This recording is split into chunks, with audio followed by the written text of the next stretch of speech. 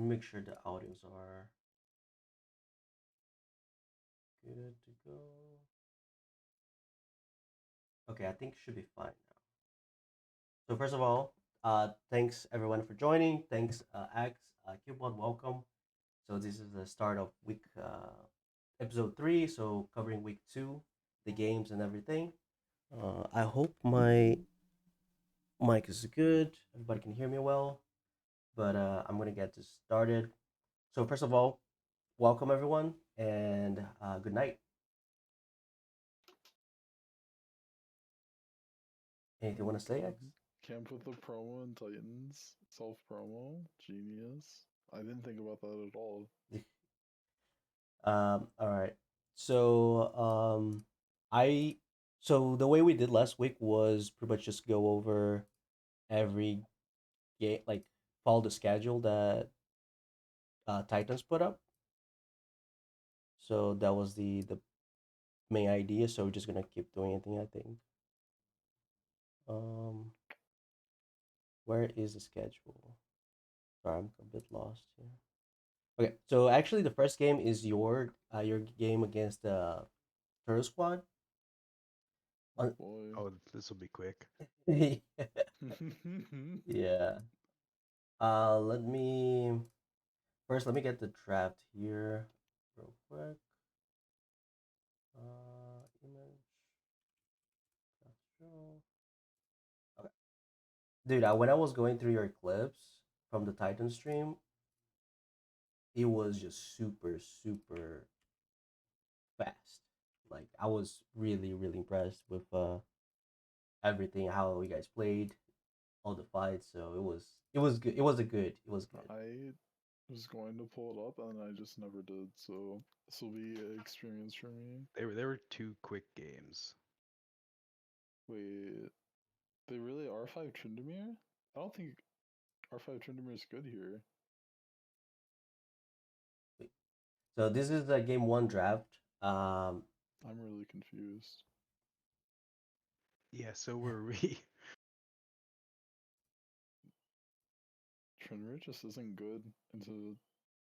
He's okay into Mundo. He's not good into Poppy. He kind of sucks into Annie. He really hates Senna because she has high range. I just don't know how you do that when there's other split pushers you could pick, like well, Jax. you're gonna be surprised because this is not what you think. If I'm thinking what you're thinking. I mean, I've played Tryndamere for like 4 or 5 years at this point. No, but the matchup. Do you think it's Mundo top? No, I think it's Poppy top. Okay. I was thinking you're There's no gonna. way you put Mundo top into Tryndamere. You can actually run that over.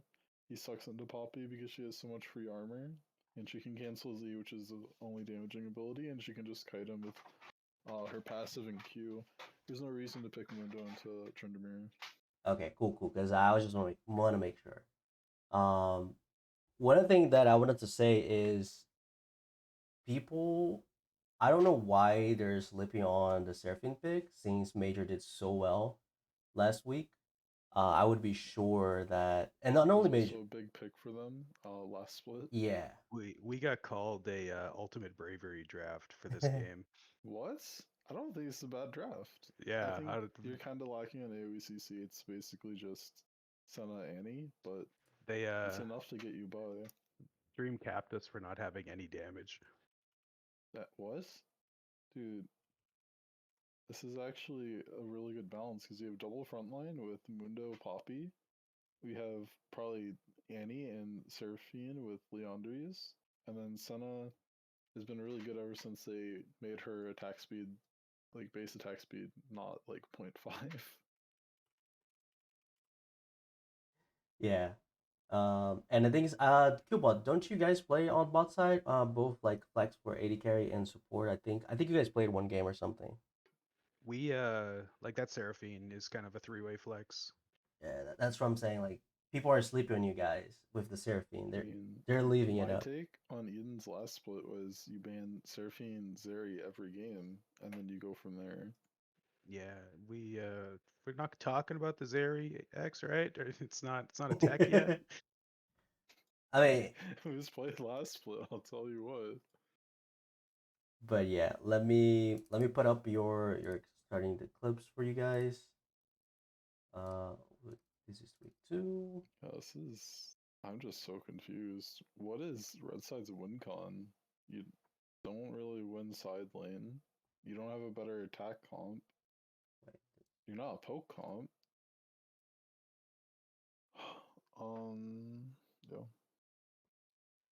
Yeah, Spoiler, they didn't have one. yeah. I'm not shocked. This is us running it down in the early lane. Oh, the You gotta give them a free W if you want to keep it interesting for broadcast. I like it. this is an interesting. Uh, this was an interesting 2v2. Yeah. After Annie gets double stun, it's really easy. Yeah, they just had nothing left, and Mundo runs them down, no problem. Yeah. Window's really strong from base damage point. Red running it down. Let's go. Ooh, is this a solo kill? Oh, this is a fucking solo kill. He almost got hit by tower shot by positioning. Oh, no way. I think it's also just an unlucky like level 6. It's not unlucky. Oh, dude, this play was Because whack. Trin, you specifically planned to hard crash a wave when you hit 6.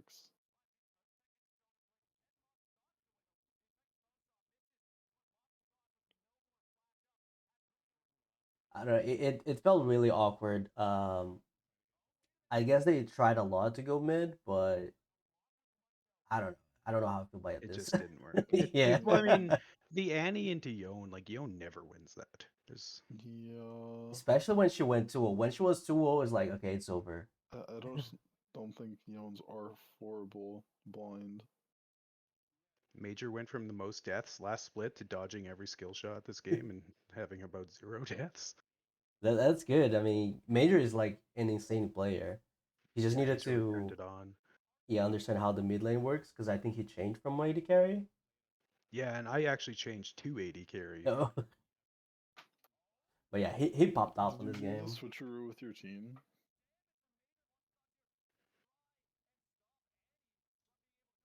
Yeah, Yone just never wins that. I mean, Assassins into Annie just feels really bad. And I don't know. I feel like this game, it was just so fast paced that there were a lot of actions, but at the same time, you guys Yeah, once you guys made it, got an objective, got a fight, you just go, okay, we win the game. We're not gonna waste time. So that was like a great thing to see. I'm just. I think they got draft gapped. If yeah. production said anything else, I'm very confused. No, it's Ultimate Bravery. We just hit refresh on that page and we were good to go. This, Like we just can't die here. yeah, they don't have. They have consistent damage, but they don't have the front line.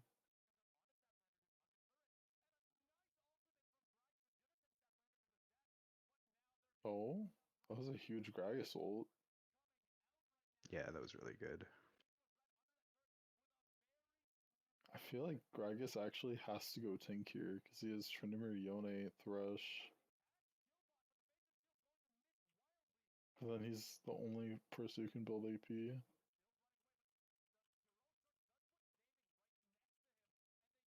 Yeah, it's just They start winning a fight and then we just turns out we also have a top laner we haven't seen much of, but he shows up here. I the one thing Poppy is is actually nuts right now. A lot Yeah. of people are sleeping on her. Yeah, and ISO's just cracked at it too.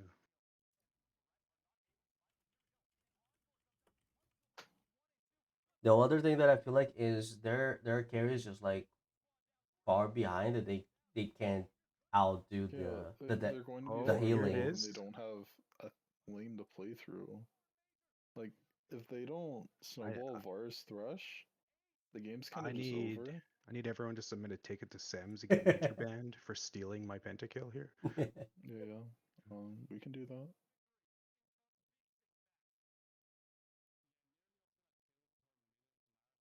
But yeah, like once you guys got something, you guys just go for the end. It was that was nice to see because there were a lot of games that people took an objective and then they would get aced or they would like I'm, I'm lose just so everyone. shocked by the no EP, and then Gragas had to build full damage.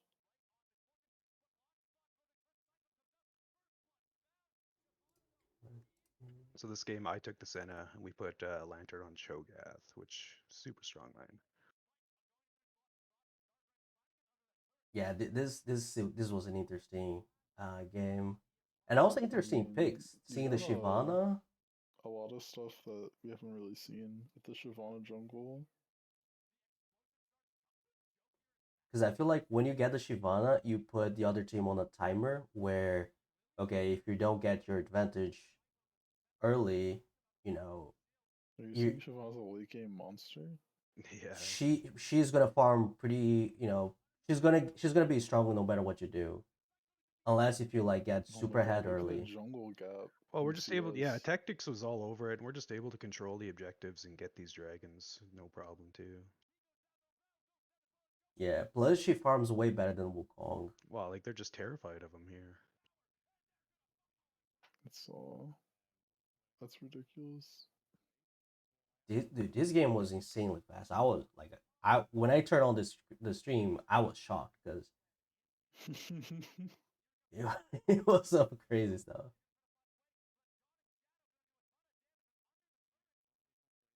I did realize that they had a small change on Taz. CH Gaming went for top this week, and they got a sub into jungle. I think their top laner couldn't make it, so Yeah. they switched some stuff up, and they could have another change. Like they picked up a new mid laner for week 3 coming up here. Oh yeah, I heard they had It's to Burger had to basically leave. just a team of junglers trying out every other role. No, yeah, yeah. This team is completely like off roll. Yeah, there's a lot of It's teams in this split that have like 2 or 3 off-roll players. like they had a good fight week one against Coalition, Yeah, but and CS difference at 21 minutes in jungle. but when they're coming up with the stronger teams like Eden's, they they just couldn't match.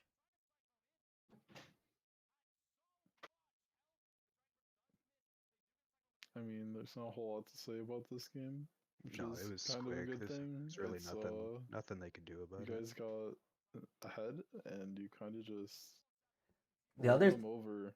the other thing is I think like every lane just did well individually, and then you had techniques punishing on counter ganks and getting even more advantage.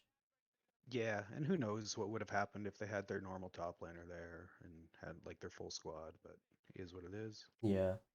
Again, you guys are looking really strong. You guys are looking with strong lanes individually. The first week as well, you guys were just dominating every lane.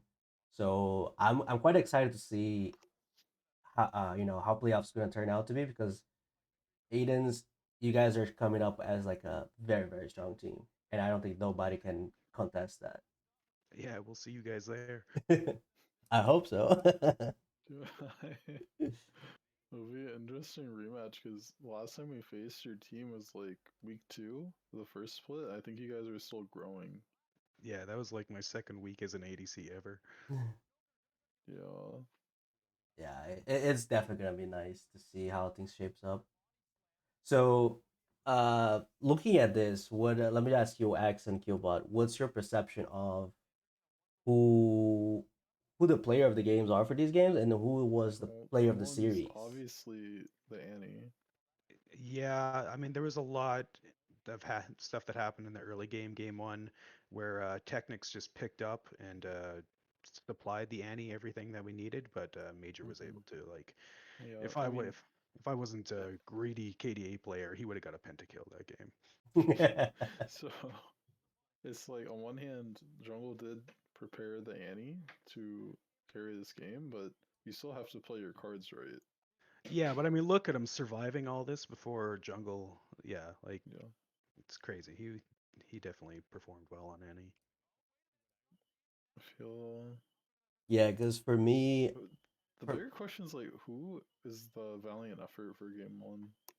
I think Dark Winds was the only player that can be considered for Valiant player because I would give it to Bread on Thresh. Like he made a couple early plays happen.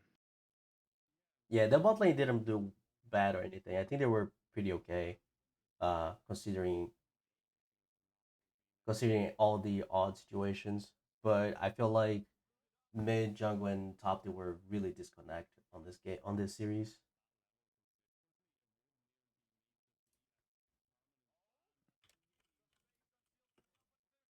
Okay, so actually the next game is the only game that we didn't have the actual row files to get the clips. So Yeah, the only thing that we're gonna be able to do for them is show the actual. We can show the like the draft. graphs, Yeah, we can show the drafts and the post game results. screens. Yeah. So A 2-1 with a well, sign of coalition. if it didn't look like this. So for their game one, that's how their draft went. Lissandra R5. They they first pick Akali. That was Wait, actually what is surprising. this image? Is that Sivir? Yes, that's a What new happened? that's the new splash art receiver. That's so ugly. Yeah, it's terrible. What the... Every time they upgrade their art, it looks worse. I don't know how. Who won this match? This first one? I'm getting that right now. So it was Akali um first pick. How do Yeah, you that manage? that feels like just an ego pick for CB sure. Peaches won the first match. Yeah, How do you first pick Akali and then mid doesn't get picked until R5? This makes no sense to me. I mean, there's just better picks. You know, you're dealing with an Akali. You can shut it down pretty easily. I think it's crazy that blue side doesn't pick Jinx until B3 and red side opts into Sivir instead of Jinx. I think that's weird. So I'm gonna put it here on the screen real quick. I think they're comparable. It's hard to say. I, So I feel like, have you Like, looked at the presents for Jinx in Titans Divinity League? yeah, it's like 93% or Well, let me something like pull that. this up because I really need this number. it is really high, and I think her win rate is also pretty high. Her presence is at 89% right now. So he's named Dr. Shroud, so it's just an ego pick, getting your main on Akali. He did He extremely well on the first first week. pick. He's 3-7 with first pick. That's upsetting. Wait a second. Oh, I'm doing something wrong here. I like the Jinx Milio. I think that's a good Yeah, setup. I think it's a good combo. I just don't think you should be prioritizing Akali first pick. If it doesn't get banned and you have the option to first pick it, you can wait for B3. Yeah, exactly. I mean, it's definitely a comfort pick. But it didn't play well. It didn't work well for them. I mean, is it really comfort if he first picks it and then goes 3-7? It's one of those things where when you're coming into competitive league against people who scout you, are you a mid laner or are you an Akali player? Like, Exactly. As the trifecta of mid. Now for game two, Um, and it's surprising wait, because wait. Can we talk about yeah. Evan Shroud Vi here? I'm very confused. I can't tell you a place where I think that makes sense. I mean, we don't have also the conditions if this is like a first item, even shouts, or Well, if it's gonna be being like, how he has 0 active items, I'm going to bet this is the exact order he bought his stuff. Ninja Tabby, Black Cleaver, well, Chempuck, Evan Shroud. oh yeah, this is too bad we don't have the clips, but I mean, it tells the story and the objectives: 8 towers, 2 inhibitors, 4 dragons. Like, yeah. Yeah. I feel like they struggled in probably lane, and also the other thing is with Lissandra, you have an amazing setup to whatever like whenever you want to pick someone, so you can definitely go for specific champions and just lock them forever and kill them. But yeah, but the thing is, I don't know. Like CB Peaches winning game one, I feel like after seeing this, they something tragic must have happened for games 2 and 3. Or they just didn't first pick Akali in games 2 and 3, and they had a chance to play a game. All right, so this is draft 2, isn't it? Yes. Also, I don't know what happened top. That Malphite was 1-8 into Orin. I mean, probably. I want to say there were probably a lot of fights because you had 29 kills from CB Peaches against 14 in a 30-minute game. So that's a lot of that's like 43 kills total. So there's a lot of fights. So they're probably taking all the fights that they saw. But so this one I feel like a bit. I don't know. I share my thoughts on my concerns here, but I guess Mundo is just a strong pick overall. I think Mundo is only strong here because they R3'd Orin. And mid apparently doesn't play Cassiopeia. I don't think Ornn is enough to justify Milio in the first place. But it was picked before Orin. Yeah, but yeah, you're right. I think Milio's a bad pick here then in general. You can't just blind it into teams. Milio is relatively strong and can be blinded if paired with the right ADC. I don't think it's complete troll. What I think is actually troll is leaving up Jarvan, who's like one of the top 3 jungles, when you already locked in Ashe and Milio, who are immobile. Yeah, and they banned Echo and Diana. Like, they already identified they need to get rid of divers. I'm not sure why they left Jarvan up. Yeah. The other thing is, I don't know. I feel like the amount of DPS on side of Beaches is kind of sad because you only have Sevier, and you need to wait. You need to get her like 3 4 items. Um, Yeah, it's at least 3 items. and And she then Ori isn't that great until like 2 items. like she went. I'm gonna put here in a second the link for the result. She did went 3 items, but I don't think she was in the I spot mean, to be able to fight the top is Mundo. like an even matchup. I Uh, think bot is favoring blue side. this I is how think things Ori went. has more prio over Ori, and she has higher kill threat because of the CC on E. So this is how it And ends. yeah, It was just that's kind of what I expected. Oh, it is a 37 it's minutes game different. though. Mid is different. It's a Victor into Ori instead of Ari, but yeah, it looks like they just played an actual team comp and then played better. Yeah, for sure. A lot of people are sleeping on Mundo too, I think. I think Mundo's exclusively an R5 pick, unless you can't R5 a tank shredder in mid or top. If your opponent can't do that, then he can be picked on blue side, but that's kind of coin flipping your draft because if they have something with like percent health damage on red side, Mundo shouldn't be able to walk over this game. The only percent health damage is on Orin. But still, like he, Also Jarvan passive, but it's not a whole lot. I don't know. This game looks really awkward because you can see like Mundo has a 4K advantage on Orn. You got That's literally 2K probably just the kills jungle. and towers. You got 4K on Victor, dude. Victor is massive.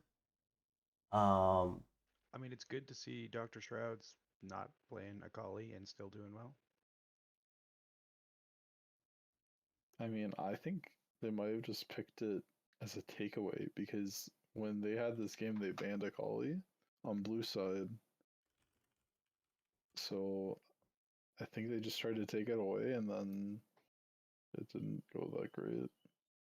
Yeah, and all the Qs went for J4. So whatever they did in game, those Qs are probably preferable on Oriana and Severe. Mainly Severe, but he actually farmed pretty well. 337 in 37 minutes. Not a bad farm. I don't have the CS threshold memorized for 40 minutes. Only keep track up to 30. I mean, it's close to 10 CS per minute, right? If you had what 370 would have been 10. So it's pretty close. It's a good number. Plus, he's the only one on the Yeah. 300 mark. On the other side, you only have like 250s, 260 tops. But I don't know. I just feel like something must have happened during the lane phase. They struggled or something Mm, because Victor should. yes. I don't know. I feel They like just don't have a clear lane to play through. they can play through Like, you mid. have tank top, you have hyperscaling bot, and that leaves you with kind of just mid. Mid is a really Because good place to play through. top has to get rid of Mundo passive before it's even possible. Well, yeah, but look at this way. So if you go to Victor at level 3, burn his flash, then he cannot play the game the way he wants. He wants to like contest the wave push with his E and poke damage. If he tries to do it too much, you just come again and kill him just because he doesn't have flash anymore and he's not really grading to, he doesn't have the weight, he doesn't have the mobility to deal with Jarvan's EQ combo. Plus, Oriana's can be pretty annoying the way they played, giving slow, a lot of damage. So you just need Jarvan to stay around mid.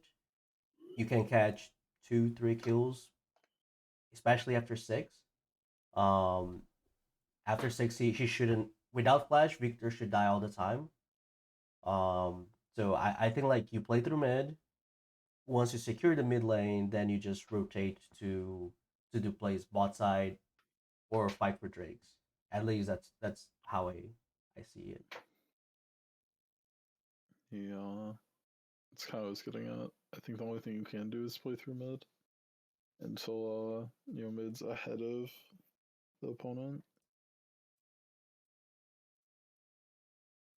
The other thing that I'm surprised is I don't know if you guys watched, but I felt like last week the top side of coalition was struggling a little bit after the first game, and this game they actually came in clutch on game two. I feel like Skywig and Glada finally showing up for the league because last week Yeah, I it agree. looked pretty awful for them. I was surprised when I saw Glada's performances last week. Like, negatively surprised or positively surprised? Negatively surprised. I expected I more. How much do you expect from Glada? Because I've never heard of him. I mean, I don't think he's the best jungler out there or anything, but like he's a decent player, that's for sure. He's a veteran in Titan.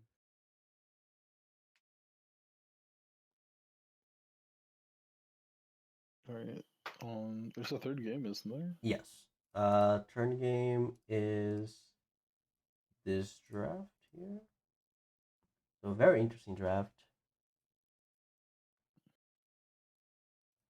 And I'm surprised to see a Kennen mid for Coalition for Shrouds. Um, this is a great Kennen gun. Kennen is Uh, it's a good champion right now, but no. still, So the thing is, Kennen's huge.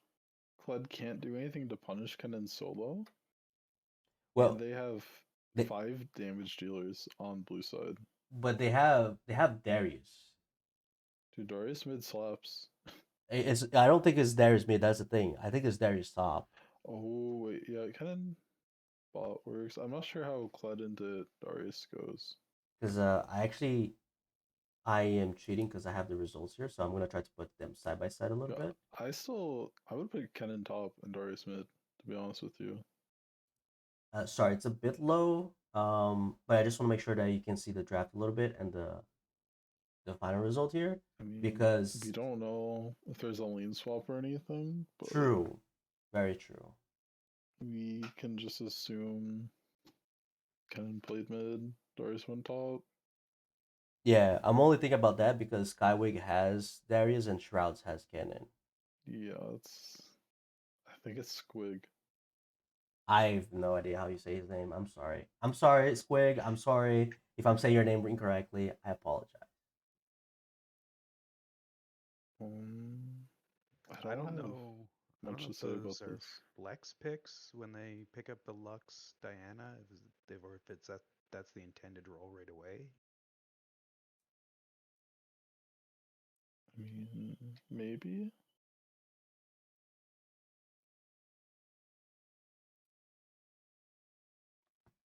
It could be. I just feel like Oh, what Diane is this is Kled build? I don't like that Kled build. Oh, that's bad. I hate it. Hydra, Jack Show, Cleaver. I never want to see anyone build Jock Show on Kled after today. Don't do it.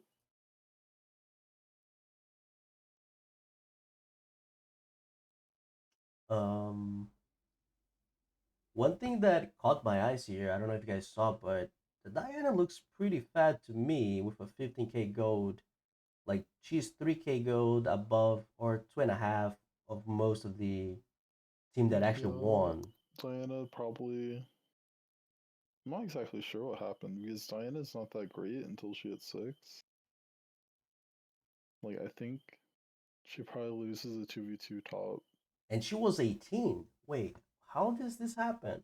Yeah, I think Yeah, this she just has a 3 level lead on enemy jungle. That's this must crazy. have just come down to one team fight at that 32, No, 33 No, no, minute. no. There's no way you get 3 levels difference off of one team fight. But I mean, like, no, the game No, ended. look at the farm difference. losing the game. Like, can we see the overview? Like, Oh, shoot. No, this is the screenshot No, of this the is a game. screenshot. okay, So okay. the jungle difference, the CS difference in jungle is 179 to 267. So it's almost a 90 CS lead.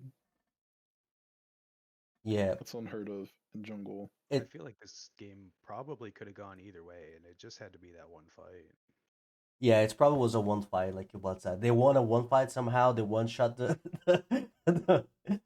but it's not Well, only no, it's not only the Diana because Clyde is also level 17.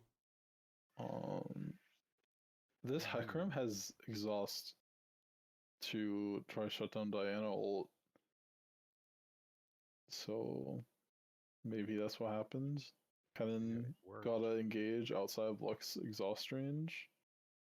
Got a bunch of kills. Diana is not able to return with enough force because Hecarim uses his exhaust. I don't know why he ever took exhaust when he has phase rush, but he did it.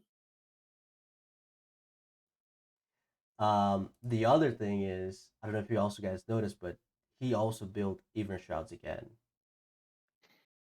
Dude, what is this even Shroud Jungle? This is not a good item. It only works on supports and Maokai. That is my take. Oh, PogChamp, Aero Cross, he actually was able to find us the link for the overview. Oh, okay.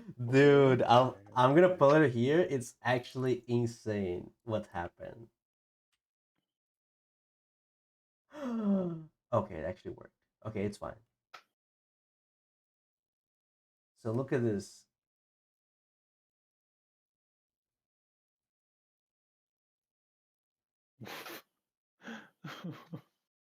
Okay, so yeah, that's what it is. Yeah, It's the classic. dude. They are 10k ahead, and they managed to lose a fight. Well, it looks like somebody died here though. That's tragic. So maybe they fought with a numbers advantage. They got the pick and then just massively swing the game. Yeah, it was. Dude, you know what? Oh, Killbot. I know Access didn't watch the MSI, but are you watching the MSI? I'm not really paying attention. Like, I'll put it on the background type of thing. Gotcha. So I think it was Tuesday when on the first day of the MSI, Broken Blade got Darius, and it was like a crazy fight. G2 against Loud. Um, he managed to stack. I think he stacked all the 4 stacks from the passive into like 4 champions. So if something like that happened here, that would be nuts. Because that's a lot of AD. That's a lot of damage, true damage or whatever.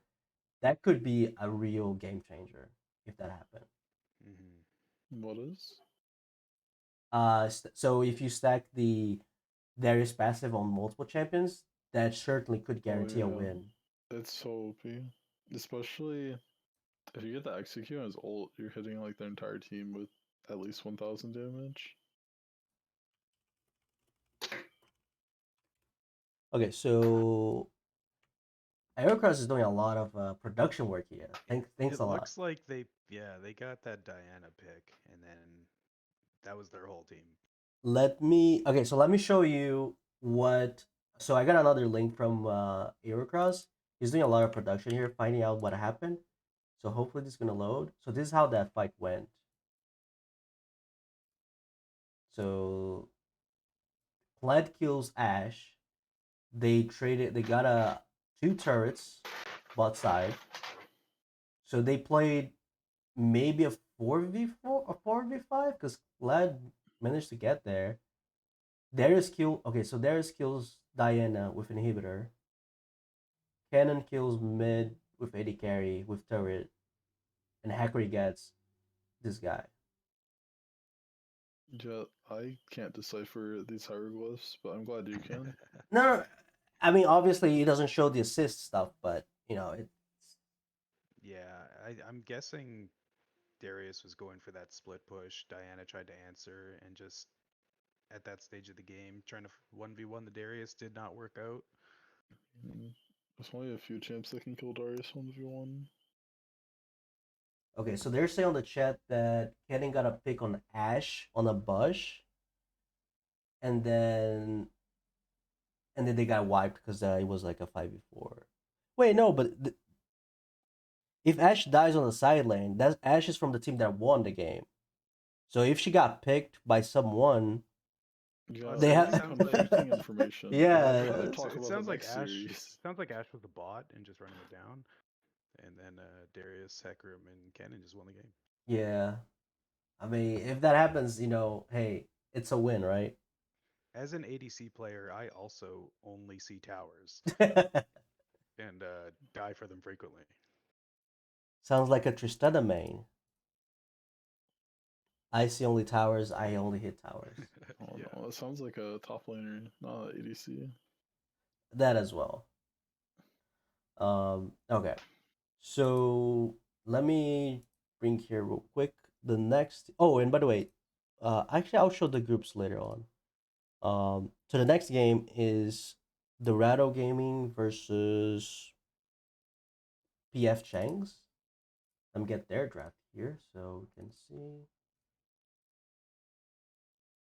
So this is game one. I'm gonna put it here on the screen.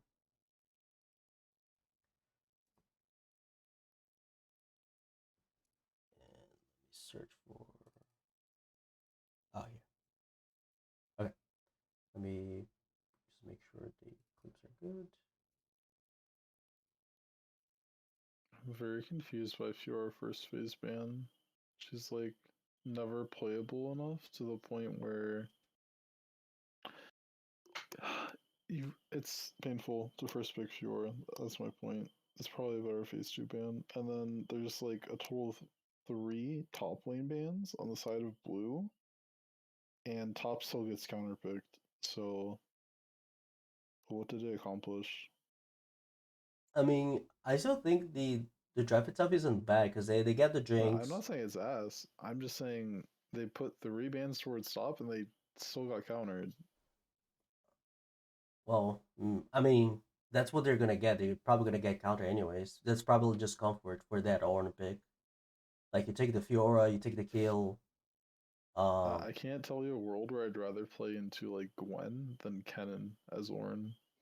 PFC. Oh, that's Spada. Okay, so Spada is the. I don't. I haven't checked Spada himself, so I don't know if he's like a He's been playing some Orin and some other things. Yeah, I thought he was a tanker player, to be honest. I feel like they kind of knew they wanted an Ornn pick early in the draft and then left it till the very end. Yeah, Yeah. but I just don't think they accomplished what they wanted to do. I mean, they could have left up Fjord, Kale, and Kennen, got the same amount of countered. They have a good draft. It's just Yeah, the team itself is fine. I just think they're holding on for dear life top lane until mid game happens. The one thing I feel like maybe a bit off is the Lucian there. No. Lucian's actually good here. Because If I I don't was gonna know. complain about anything, it'd be like the Vigar, Because to be honest I with don't you. know. I don't feel like Lucian is on a great spot right now. So, the way I heard a phrase is Lucian Milio is like the new Lucianami. And then you either play to skill evenly to Jinx or beat her up early. And I think with this pairing of Jarvan, Lucian Milio, they're probably planning to attack bot so hard that they couldn't get into the game and just bank on, caging Jinx followed into like Vigar W. it makes sense. I don't know. There's better ADCs than Lucian right now. Yeah, maybe. I think the problem is once they have Thrush on blue side, Let me, while you say that, you let me kind put the of lose your clips. chance of beating Jinx early because what lane dominant thing do you put with ADC to beat Jinx?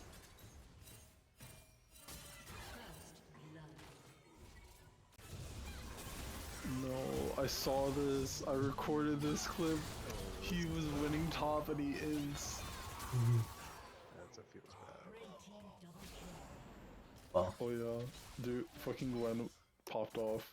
She got that free kill, and then she gets a Were triple they kill just not here. focusing? I mean, the game just. It's kind of screwed. Gwen has 4 kills at like 8 minutes. ooh, that was a nice pick. This was such a good bush play, actually.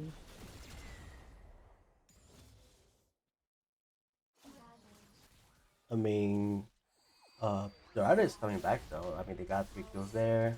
Oh, they have this play. Get him on the gold though. That was a good play by the Viger. You got a kill off. Yeah, that's like the best he could get, Ooh, really. huge shutdown. And Gwen tries to full 1v3. Ooh, nice hook. But Gwen Gaming. I really like this play. They just. Lucian tried to flank and they just all ran towards him until he died.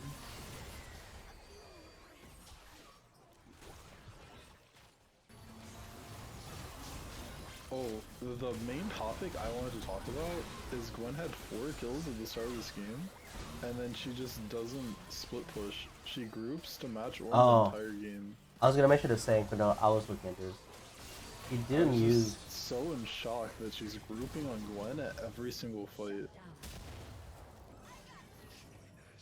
I mean, yeah, pull the pressure and get the kills. Like, who matches Gwen if she doesn't give shut down? On this team, nobody. Yeah, literally no one. She would run down any single one of these guys. But instead she fights a 5v5 where they have a worse 5v5. I think they're just so afraid because the amount of engagement on the other side, you have to give up every objective if you're not 5v5. Not necessarily, because ideally one's pushing hard enough that someone has to answer. And if it's a 4v4, they have the potential to outplay. But yeah, their countering, their re-engage is really strong with Wukong and Ornn. But if they can split that up, like Well, divide they the have fight, a Vigar to try to cage if they ever walk out. So it's not the worst disengage. This was so silly. Like this entire play. They just watched him do dragon for like 2 minutes.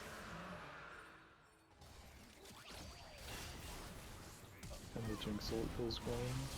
Yes.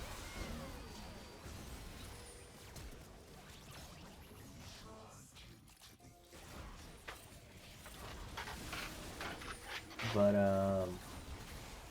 I felt like Spada wasn't able to do much on the Gwen because I don't know. I feel like with the lead that he He got, made sure it was that way. That's the yeah, way I would put it. because I don't know. I feel like Squad played on PFE last split too. yeah, Yeah, he was like ADC, I think. ADC, and then I think he was top, and he was sub. but the other thing is I don't know if you guys remember he played Fiora second game of last week against an Illaoi, and he was constantly being pushed, not the one pushing.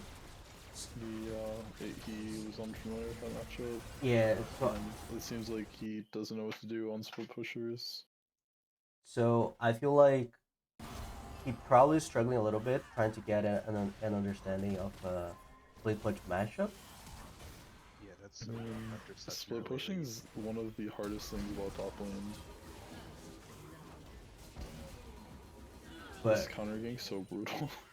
but if you learn, the thing is, if he learns that, I think he can turn things around in that situation because Yeah, because if he learns the hardest skill for top laners, I think he'll be good at top lane. I mean, yeah. Also, that was an awful one. this game and last game, his first kill was just him running it down into his tower.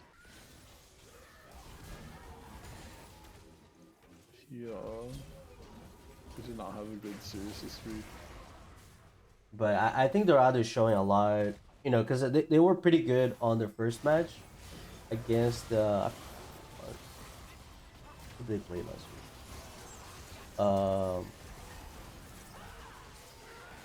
Against Conduit. The first game was good. The second game was actually bad. But I feel like coming here with this one, I think they guarantee like a very clean first win. So Geraldo's showing a decent understanding of like walking into a fight, waiting for CDs, walking back, and then walking back in. But I'm not seeing the same types of things from opposing team in PSC. yeah, I'm really impressed from Flower Power. I think he's been a pretty solid jungle so far. The vibe Yeah, looks good. The vibe looks I good. think he played really well game 1 and game 2. He's done some good plays. I'm not sure who the best performing member is on game 2 though. The Victor's showing some potential here.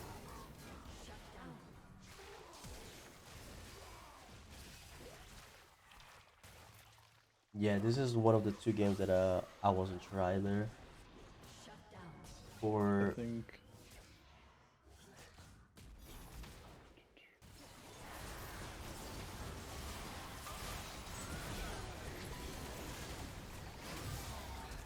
wait, look at this fight. They acted like PF Chang's they have a good fight. I think when they come together as a team, when they have some specific champions that they play really well. The fight, although you could argue that their laning might not be the best, um, but I feel like they can put up a good fight, given the conditions is good for them. Because they managed to take this game and putting on the three game that's oh wait, do I remember this game? I can't believe Gwen got picked twice from two Oh, different top laners. She's been really rising in popularity. oh yeah, I remember this game. This game I was looking at closely. They focused that Shoga so much. They I, that I think I remember. dude. Oh wait, I think this is a game you recorded clips. I don't think I looked at For this. yeah, for the third game, because I remember much better than the other ones. This third game, I'm sorry, Oh my. Spada. Oh, It's not so bad. dude, this is bad. This is so bad. if Split Pusher gets ahead against Tank, it turns the like first item power spike into you're useless the entire game. It looks like a replay, but I kid you, it's not. Oh, this guy just gets Oh. chain gang 3 times in a row.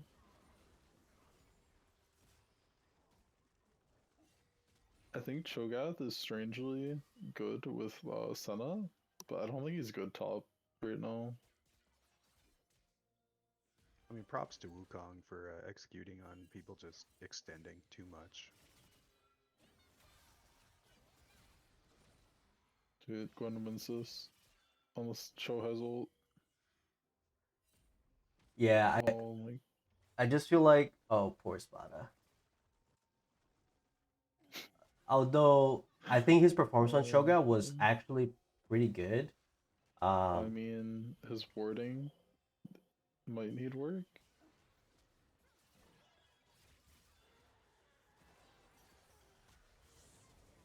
Oh, the Lulu knock-up was actually so huge. But then the shutdown goes to Lulu, so it doesn't reset this lane at all. And Thresh is taking 5 tower shots. Oh my god.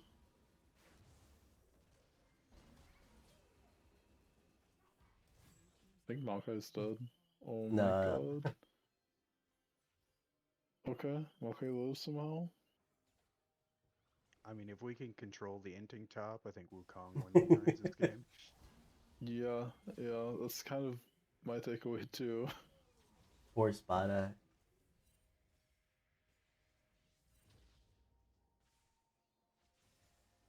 But I felt like PF Chang's is a team that likes to fight for the Drakes. They're definitely. Well, this is weird. Yeah. Why is he walking up with no team support as a tank? I mean, he's a Shoga dude. Oh my god, he shouldn't even get a kill there.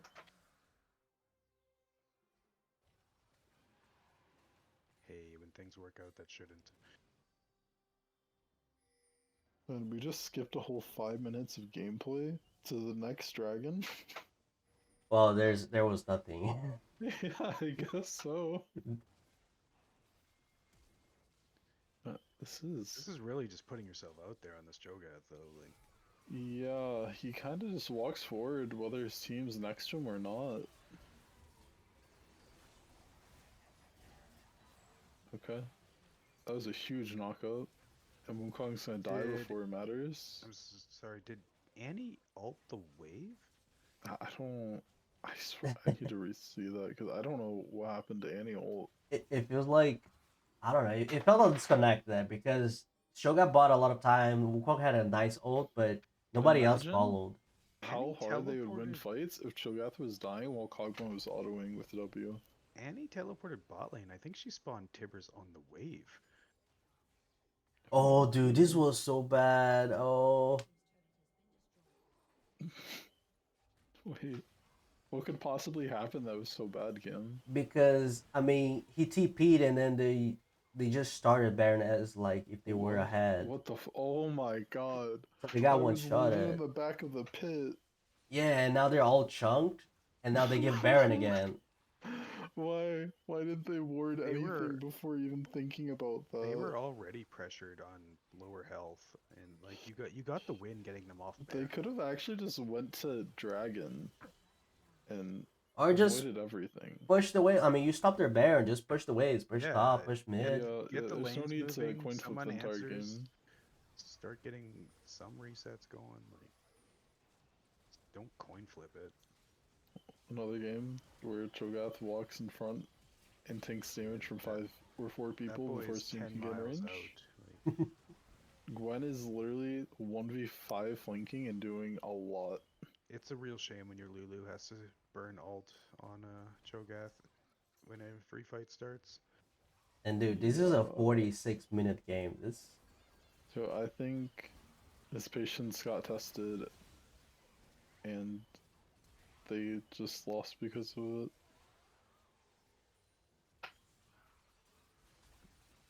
Yeah, there were so many things that happened in this game. I think player game goes to the Maokai. Maokai. Who's the Maokai? Uh, Who's their Flower jungle? power. Flower Oh Power. yes, flower power. Yeah, yeah. I am really Spam ganks. How frustrating. yeah. I'm really surprised about this game. No cap. Okay. So actually, so this group, and you guys face them next game, right? Yes. Oh no, no. You guys face coalition. This is game. Okay. Oh, This group B. This group crazy. B. I'm sorry. This is group B. Um, So I don't know. I feel like this group has good teams. PFChang's maybe they're struggling because they had to play Syndicate, Dorado, and Fever. So let's see how that goes. But I don't know if they have the potential to fight for playoffs. To be honest.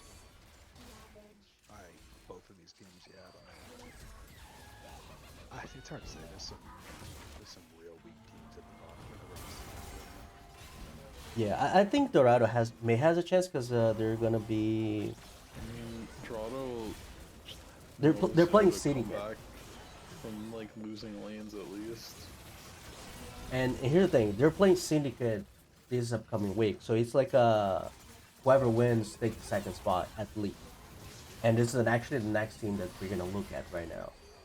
So I can't wait to look at Syndicate. They're my new favorite team. How dare you take it back? Dude, Syndicate has been my homies for longer than Eden's, okay? Go way back. Way before the split. this game, the games itself, they felt really slow. Like first blood at what 10 minutes is this? Oh. So they felt really slow. And actually, this was all I'm gonna say. It was a bloodbath. I like those, but Yeah, I can't believe Kled might have gone blind picked on blue side. That's I'm going crazy. to let me see if I can show a little bit of This the fight chat. is actually so fucking crazy. um, it's a fucking blitz special. Seth showing why he's the best mid laner according to stats. There we go. Dude, I can't believe Blitz took the kill on Swain.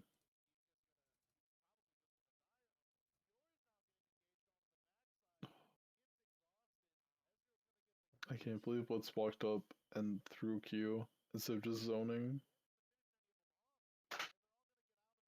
This is actually such a desperation play. They just walk up as 3, trying to attack a group of 4 people.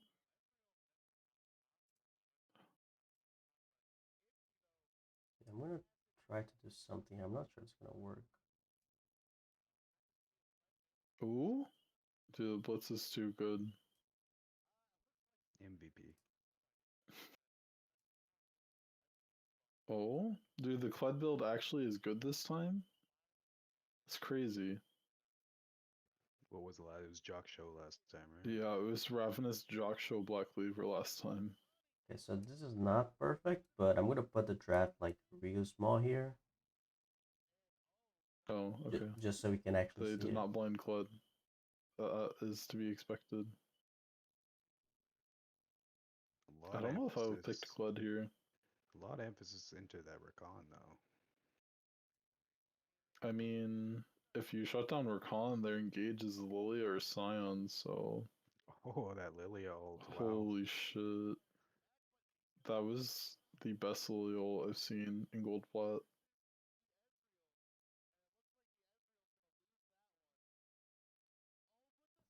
This Swain is dying at the start of almost every fight.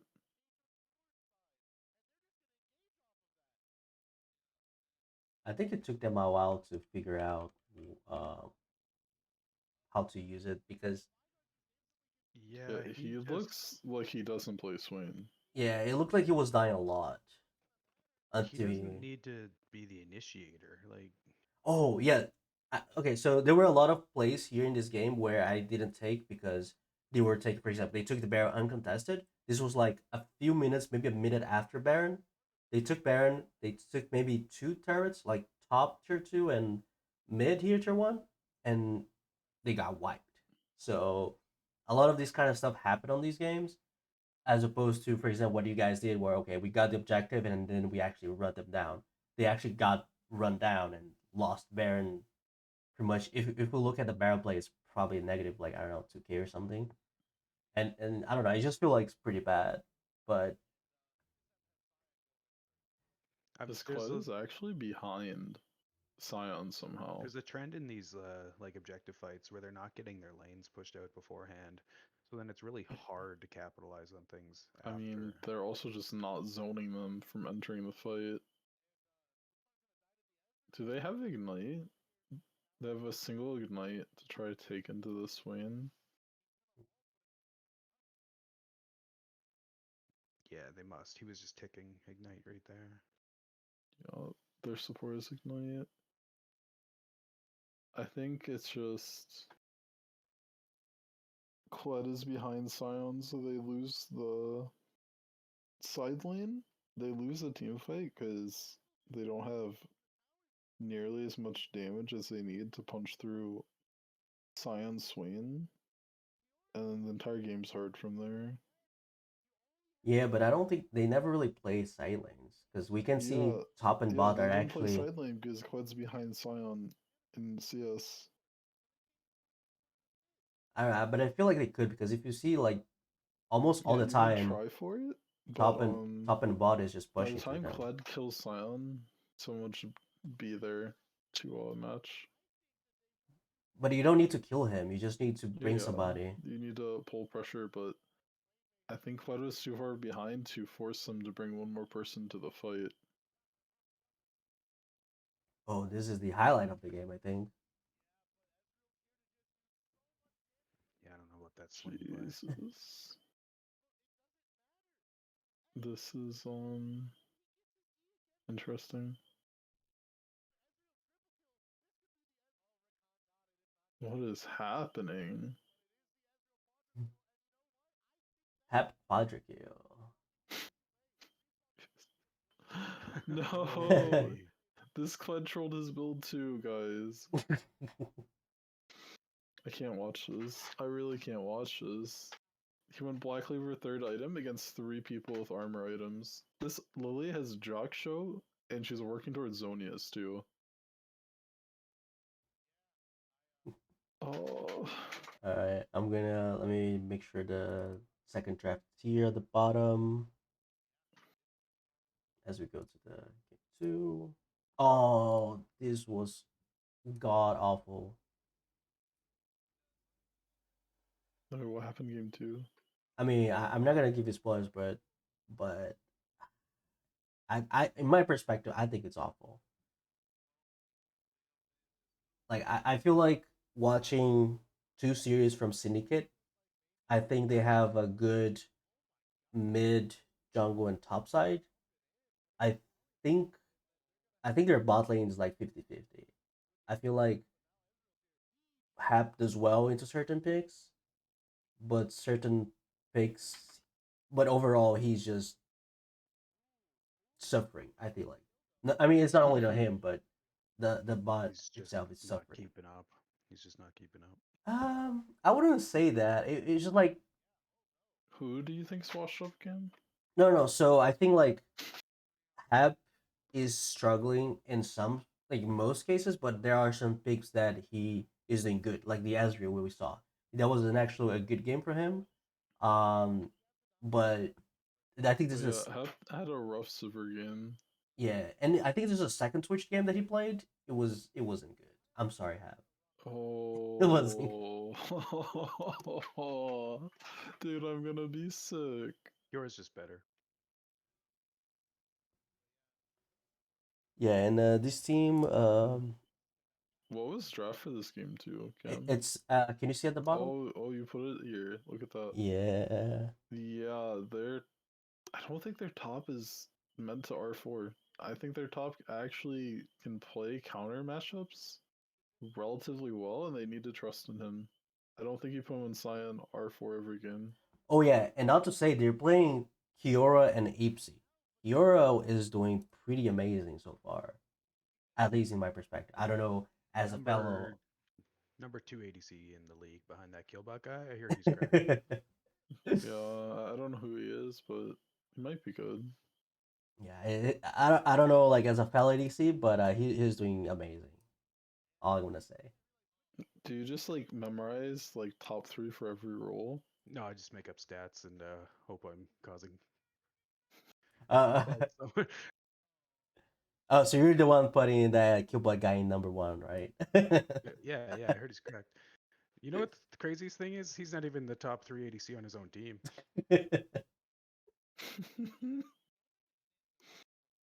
Dude, why is Echo face striking a Mordecai? Holy shit. Look at how OP Scion is here, guys. They put a lot of pride on that Cyan. They do, and I don't think it's the best tank in the game. I think Ornn is stronger. Game one he did okay, but game two he suffered a lot on this Oh my Mordekaiser. god. This is painful. Wait, Mord actually can 1v4 this? Yep. It would be good if he actually landed something. Holy shit. What was that? I think he could have won. Oh, why did he ult Karth this? The one champ who lives after he dies. And how do you then get kited by Karthus? I don't know. That was really perplexing. I would have just ulted Twitch.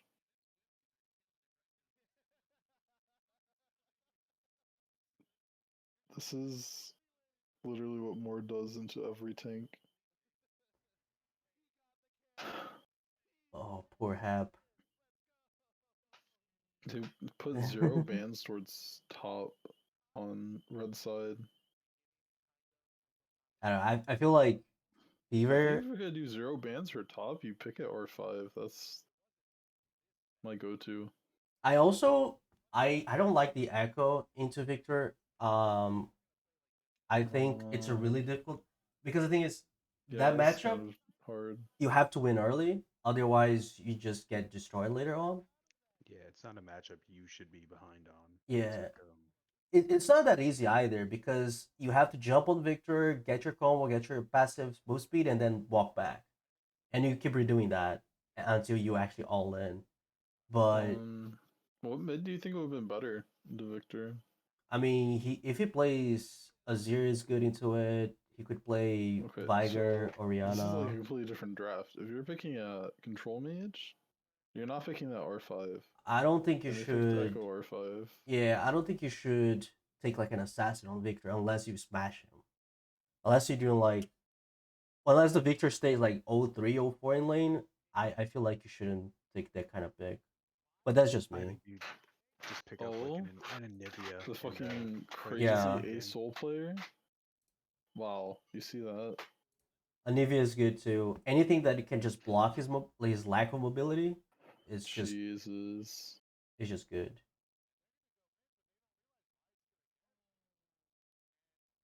Okay, so the draft for game three is at the bottom. I can't believe they finally counterpick. Oh, they don't even counter. Why did they only blind for their top? Why would you blind Gwen on blue side? Yeah, and when you have that Zeri pick, you kind of want your enchanter locked in right away. Yeah, Exactly. they could have taken Uh, Lulu. They lost did, Lulu. I'm pretty sure Syndicate had 2 red side games, and their first time picking a carry champ top is on blue side. It just doesn't make sense. Yeah, they played game one and two red side, and then they took blue side. Ah, it just goes to show you all Zeri players don't know what they're doing.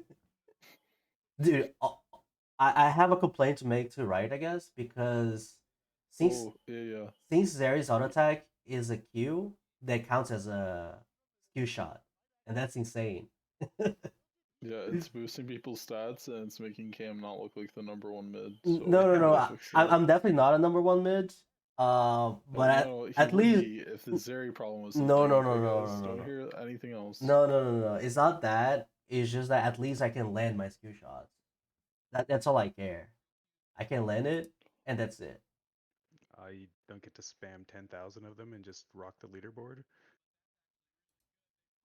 I'm just talking about because I think Major played like 2 games with Zeri, and he had like almost 3K skill shots.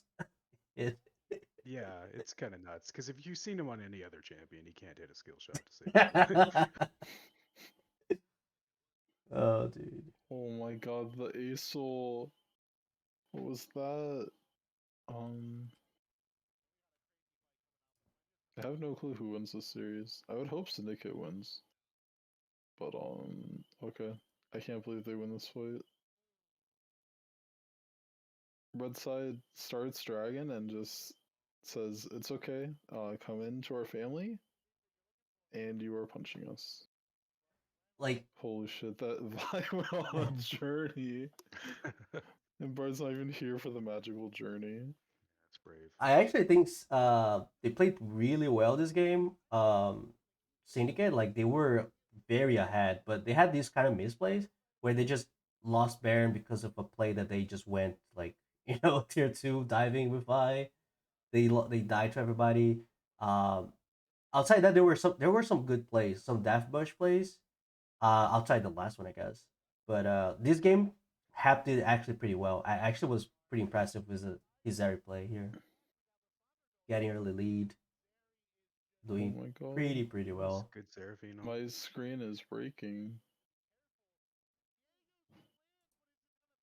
I'm surprised Blue is still walking up after Vigo got a reset and there's 3 low health people. Ooh, this flank from Chef is crazy.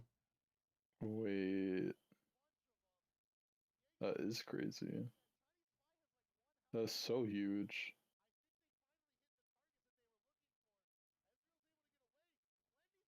I feel like we just watched this fight. I... Only difference is Chef is flanking, so it's a victory. Oh, they got fucking Death Brush baited. Oh, that feels bad. Holy shit. The Cannon ult onto their entire team. Yeah, This is so coin flippy. I don't know, but like that, it's a good idea. But the thing is, Yeah, you're Soul is not perfectly even. grouped for Cannon. And the thing is, originally Soul was not even Holy there. shit. Cam, why did you praise Hep? You cursed him. What are you talking about? Okay, he just ate a knot hook Oh, and no, no, no, insta died. no. Yeah, yeah, yeah. I Ooh, think that Ipsy cannon. I think Ipsy did amazing this game. Um, I think they would have been even far behind if Ipsy wasn't saving the Ezreal from Vi. But I think overall, Ipsy is the guy for this game just because I think he was able to win the last 2 fights. This hook and the one that he got all the CC, everything. Cam, your logos are on the wrong side and it's hurting my head. What are you talking about? Who did these logos? What logo? What are you talking about, dude? It's not me. There's This is Conduit. Dude, this is Conduit stream. Conduit messed up the logos. It's been hurting my head this whole This time. is Conduit stream, okay? So Dude, we're gonna have to flame Conduit. They don't even know what side their team's on. anyways, so those were the games. I think they were overall pretty good games. Um Yeah. I think Syndicate is coming up as a pretty strong team overall. But Conduit's a tough team to go against. yeah, Fever is it's a very strong. But they were able to do like really, head to head games. That game 3, I think they should have won. But I mean, I'm just saying, Gwentily ill did work on Gwen, and that was when he got counterpicked. Imagine if they counterpicked Gwen in any of their other games. through. I think they could have done it. I think they would have won a series. Okay. So technically, groups A and B are one of the best groups with the most funniest and nice games. Now we're gonna go to like the abyss of League of Legends. Yes, This. Wait, what's the matchup after we're this? going down to the IBS portion of Divinity. Team Scooter Yeah. Ankle versus Cape Dogs. Yeah, so it's Scooter Ankle against Cape Dogs. I'm gonna put the draft here at the Okay. bottom. Yeah. This is why I'm here today. This is the matchup I've been waiting to watch. So this is game I hope 1. Days doesn't disappoint me today. I've been flaming Scooter Ankle because I thought they were just like a meme team, and they've actually been winning a bit. They're literally only playing for funsies. So, Okay, so I mean, if they're winning, having fun, yeah, I'm happy for them. yeah, However, that'll probably change next set. their logo looks like I saw in my graphic. It's definitely not pretty, their logo. Definitely. Wait. They didn't get their top lane pinched and they went Kane top? Gain top, yep. Oh yeah, this is the What? team that has No. weird ass stuff. You haven't seen it. It's weird ass stuff Dude, top lane. Let's yeah, go. he told me he was cooking stuff for me and he's like, you guys are the best tops. I'm like, okay. Hey, we've I got don't know R- what you're cooking. we've got but R5 this Kane top. top What do you isn't want? it. He's cooking well. I don't know if it's good, but he's cooking pretty well. Oh? This really ran out of mana, or else this would have been killing a soul. Yo, that. I think If he had this present, is what the fuck? this is Cryo on Aurelia. Okay, yeah. So Yes. absolutely 1v9s on Aurelia. The fucking class. Oh my god, holy shit. I can't believe Asol fell for that. He pressed W when Aurelia had stun prepared. One thing that I feel, I don't know. I have like my opinion. I have divided opinion about what's his name on the Jinx. Who? Audacious. Yodacious. So I like calling him Yodelicious, but okay. okay. Oh my Yodelicious. god, no. The Jarvan has like 10 HP. What the fuck? He's gonna die to a fucking gust of See, wind. that didn't have to happen, but Zeri players don't know what they're doing. Yeah, Zeri should be out, but she's not. So the only thing that I have about Yuumi popped Yodacious. out and insta died. What the hell's that? Yeah, the only thing I have about Yodacious is the fact that his positioning is questionable, to say the least. Zeri got her dash cancelled by Milio Q. I've reviewed their games each week, and Yodacious seems like just a different player each game. I don't know if that's good or bad. Really I mean, sometimes it's good, sometimes it's bad.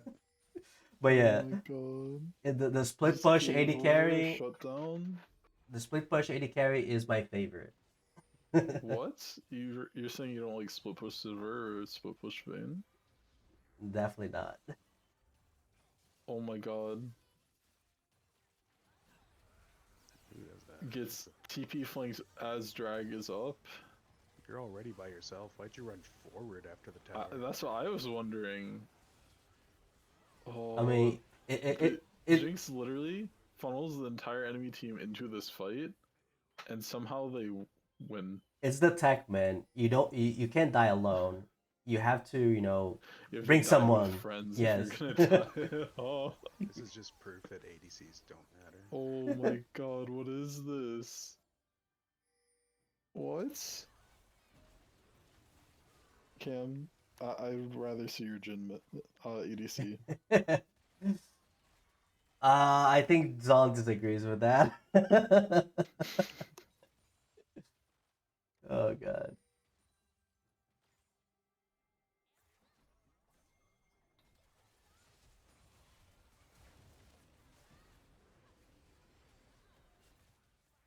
But overall, like it was a lot of fun. But I feel like this group is probably one of the most even groups that we have with TSA, uh, Rides Vampire. Um, what's the other team that they have? Is this the troll pick group? No, that's next. Group D? That's Group Yeah. D. They have our second Don't jump the team, show. ET Solar's in there. Oh, that's right. Dude, I forgot who's the other team in this group. Oh, Cape Dogs. Yeah, Cape Dogs. So I think this group is very even across the board. Yeah, I think it's kind of a three-way for who's going to come out as the top team in it I right mean, now. I can't believe they didn't kite back at all for that drag. So the moment drag dies, they're just in the same exact spot. And Oh, Arcs Knight is telling us Vampire Squids is in this group as if Yeah. they have a chance of winning. yeah. Are you saying Vampire Squids don't have a chance to make it? Actually, I think Vampire is probably the weakest of them so far. I think Vampire Squid's the only team in that group to go lose 2 matches. Yeah, there's a potential that three teams are gonna be 2-1 at the end of next week, but Yeah, I want to compliment this Aurelia, but I feel like the enemy team's just walking into him and dying.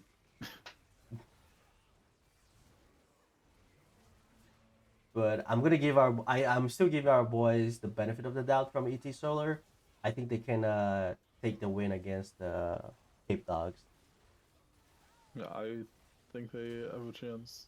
Cape Dogs going to make game some 3. mistakes. ET Solar likes to fucking throw one of the games. Yeah, they do. It's stylistic flair, okay? They do. As long as they do it as a team, I think at least it's all right. There's a Holy higher shit, chance. that Demolish Proc was half of that turret's health. But yeah, Cryo was amazing this game. Yeah, he's he stood out for sure. Crazy fed. Which surprised me so much game 2 because there was no Aurelia ban, I think.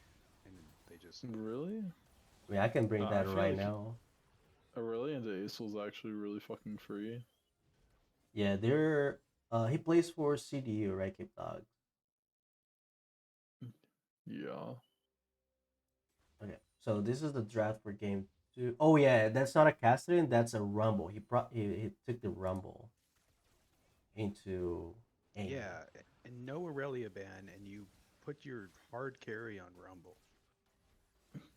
I mean... Oh, I remember. Okay, so this game, that's when Shiwi. Okay, so that's not good. That was a bad trade. what is this bot lane? Okay, Shuizi and Starlord, they were incredible this game, especially Shuizi on the Samira. This dude was flashy in just to get a kill, even though he knows he was gonna die. The Ziggs was also like flashing W. As I don't think I would ever want a Ziggs if I'm playing Samira. I agree with you, but still, it did amazing. It worked. It worked. Oh no, he got fucking Gragas sucked. Oh, He had flash up and he didn't E-flash. It was also kill. Oh, it feels bad. who's the top for Cape Dogs again? Is Tigsy. Pretty nice play on the Gragas. What? Yeah. This guy really likes Gragas. I think Gragas is a solid pick. I think Gragas is one of the better tank tops. I really don't like seeing Canes in competitive. I think because we're gold plat, you're gonna see Kane sometimes.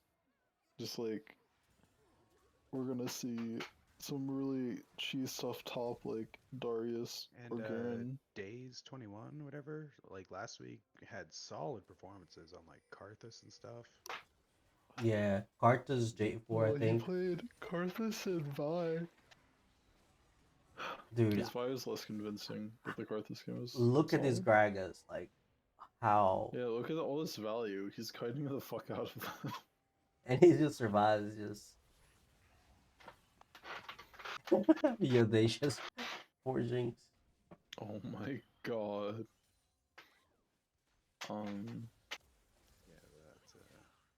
But yeah, for me, Chuizi is by far the player of this game. Like the stuff that he was doing, all the damage. I can't believe you keep spoiling who's winning. I'm just telling you, as he's doing the play. What do you want? These games happened on Monday, X, right? Exactly. So you think I look at all the match reports? I like to be surprised a bit for the podcast. Wow. I mean, and you're doing like half of this clip, so I don't know. I don't remember what teams I'm looking at when I'm recording half of these clips. I just know because I did the rundown this week for this. So once I read the team names, I know what teams I'm looking at, but I just record the clips with champ names, and then I forget a lot of what happens. Dude, how do I spell I this? just don't think Red can contest. No, They showed up late, and then they just give free kills because they overstayed. Just too late to the fight. Yeah, they could have just pushed side lanes. They're fighting for third dragon, and they're 9k down. It's just not great. Dude, Higgsy has some really nice combos, but he was a bit not too fat too. Overzealous. Oh, wait, that rumble is almost so huge. But yeah, like, I mean, it was a stomp. Like, yesterday literally just stomped Cape Dogs over there. So that's why I don't know. I feel like these teams are really even because sometimes they're gonna have like really good games. Sometimes it's just gonna be like, throwing stuff like that. So pretty awkward. This whole group, it's fun to watch. I don't know. It's This kind of group funny. feels They're all relatively kind of closely skilled. Yeah, they're all kind of middle of the pack, though, in my opinion. Yeah. Okay, so here's the thing. Here's the big chunk of the series. Oh, the Fizz Top. Yeah. Let's go. I don't know why Fizz Top is seeing a resurgence lately, but it is. Face stop with Ignite. Let's go. I mean, I'm a fan of Ignite on top if you have escape ability. Oh, this place actually going south for blue. Some pretty sus positioning there. Oh, I think the moment the TP comes down, you have to leave. I think the moment you flashed 500 yards under tower into a Viger. Oh my god, the ASOL. Not only you have the Viger, you have the Fizz. Wait, and they didn't give her the blast cone, so someone dies for it.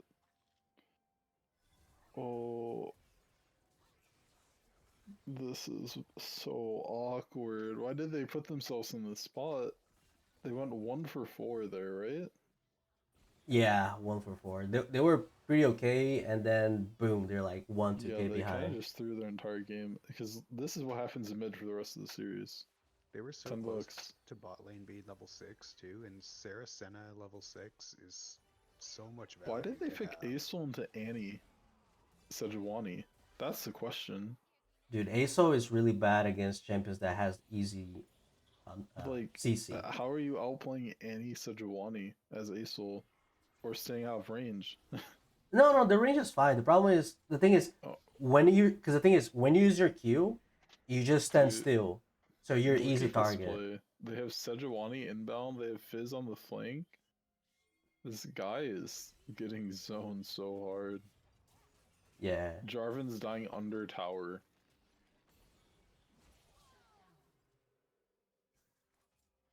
I don't know. I don't like the Ace pick into the. Yeah, I don't think it's the Ace pick. That's kind of my point.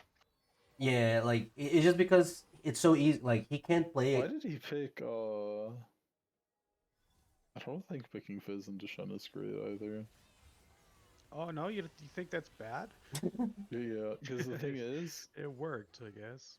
But it probably happens to work because you can dodge Shen taunt. It's not the hardest thing to do in the world, but a lot of Fizz Top's trade pattern is either W damage or proccing electrocute, and Shen can block most of your electrocute damage, and he also can block Fizz's autos. So I'm not exactly sure how he wins this matchup. I'm pretty sure things would have gone way differently if that bot play didn't happen, where he got a double kill. That bot play was horrendous. Because he got a double kill there. Let's not forget about that.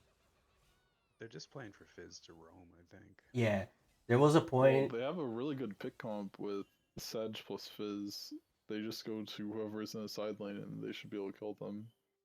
The play that we just saw that he TP top and he died for Shen and Jarvan. He was 2 level behind and he has like 2 CS or 20 CS behind a Shen, What was that? but it doesn't This really guy matter. doesn't know how to play Fizz. I mean, because he was just roaming so much. He was like he made so many plays bot. He made plays in the mid where he just stayed there for 30 seconds. He was playing for the team because he doesn't really care about staying with the Shen at the end of the day. Yeah, but I'm saying like you see 3 people walking between towers while he has his team there, and he doesn't just throw Wait, his wait, wait. shark. We have the culprit on the chat. Sunny Sins. Okay. He's talking about how it's unplayable. I think he's the Unplayable? What's Fizz unplayable? Fizz into Shen. Yeah, that's what I was saying. And then and you told me no. No. I didn't say no. That's what I said. What I'm saying is he doesn't want to play the lane. He just want to play the game. He's not just gonna shove in the waves, or not even shove the wave. He's gonna catch the first wave, rotate, forget about the second wave, and then maybe come back. It's a risky Oh. play style doing that into a Shen because the Shen can answer what you're trying to do. Yeah. Yeah. That's the other problem with the Fizz pick here is you can't really play for picks that well easy either. I mean, because Shen can ult. They just had a really, I don't know, it's a really difficult fight with the Aesol Saracena, and then you have a They have a lot of Jet that scaling. wants to go in. Yeah. Yeah, on red side, you're looking to end this as soon as possible, and they have such a massive gold lead because blue side does that fucking dive play on a scaling team and loses 4 kills.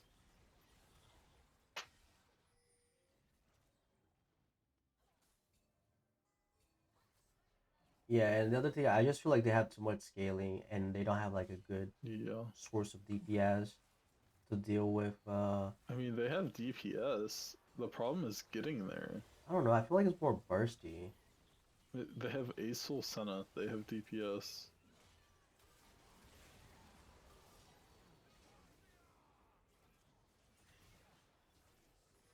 Oh my god. Okay, Fizz cleanup.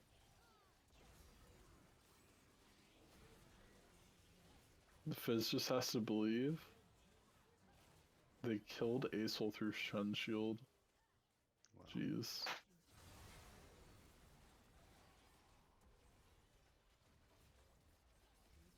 Dude, this game had 40 kills in what, 28 minutes? That's insane. Holy smokes. This is just And they have the mountain, so 30 Yeah. to 10.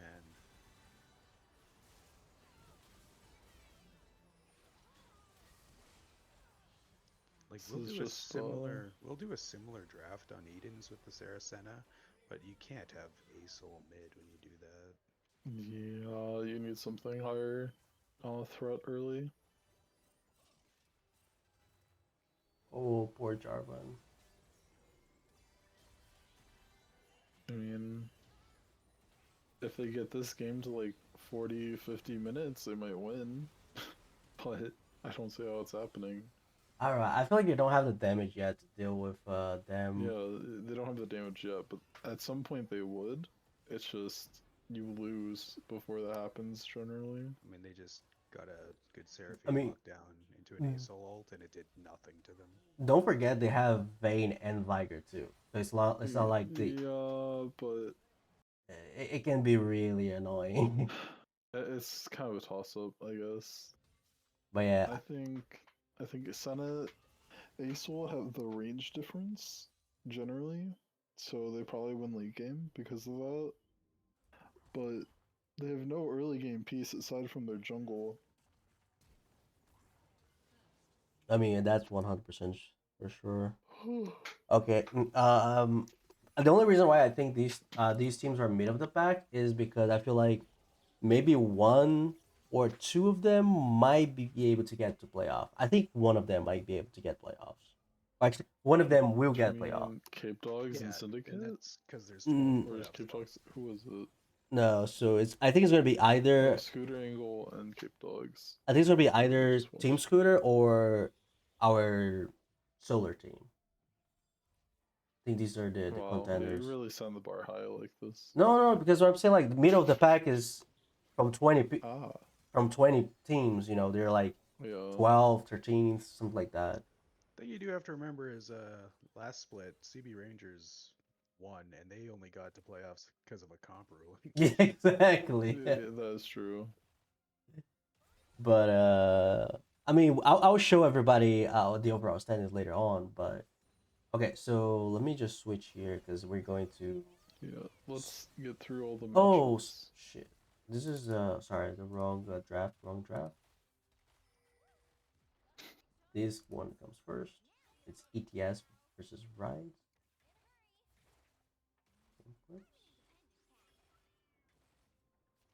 Yes. Um, Okay, perfect. Well, this doesn't look that good, so let me make some changes here on this draft. Looks pretty awesome. It's a bit more readable. this level 1 was actually really smart. I The don't vampire. like committing like 4 flashes to it though. The two extra flashes were like, why are you guys doing this? Victor flashing and that was flashing? I don't know if I agree with that. And again, it's a Victor into Zac, and I keep saying, Victor is not good with champions that have that I high hate to do this ganking. to Yeah, Tortuga, but you should I've just leave taught Raptors and save mid. I've taught Goose everything he knows personally, so he's gonna just absolutely carry it. Oh, yeah, you think he's gonna Vic gap this game? He's been my protege for years. If he's in the chat, he can just confirm. Goose, where are you? I'm gonna ping him on the server just to come here and say hi. Dude, this play top is actually so risky because I don't think Gideon took W yet.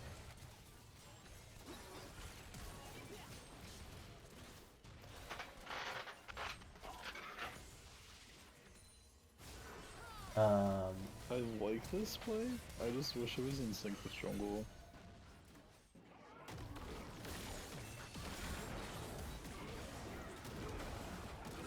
Oh, this is a gank on Victor. That's a good play. He's getting bounced around. That's pretty good. Just a Victor. I mean, that's good because you're preventing Annie from like doing anything she wants, and Zac can come over you too. That's pretty good play. A real good answer from EP there. Ooh, the team play. It's really lackluster. That's a good dot. Oh no, Arc! So what did you do? Dude, I fucking lost it when I saw that. Literally, they just had to walk out, but then Arcs tried to get a kill. He hit this. He hit the Renata, and she just bounced him back. That was hilarious. Yeah.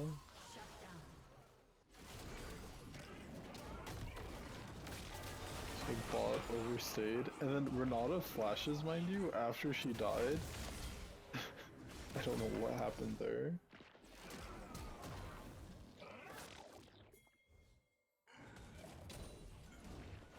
I appreciate Gideon's valiant effort here. I think And I think he lives this, and then he overstays and dies anyways. I think he started like understanding a bit more how the magic works, but Yeah, maybe a bit too I late. told him how to build Silas back in my day, and he forgot it, so I had to remind him after this game.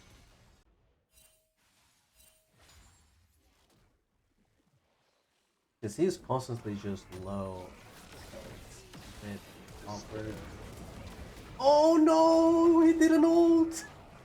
Oh, I did an ult! No, Oh.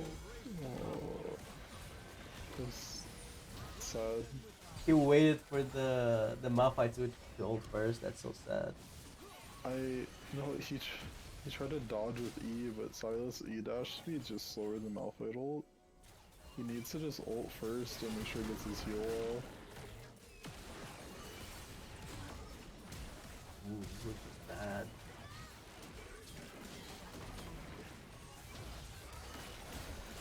I mean, the silence is here, so maybe not that bad. Yeah, this TP should be huge.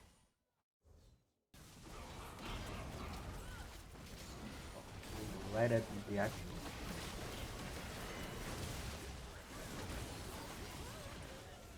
Ooh, this is actually a good play from Vampire Squids. But they don't have the HP. Oh, they still won.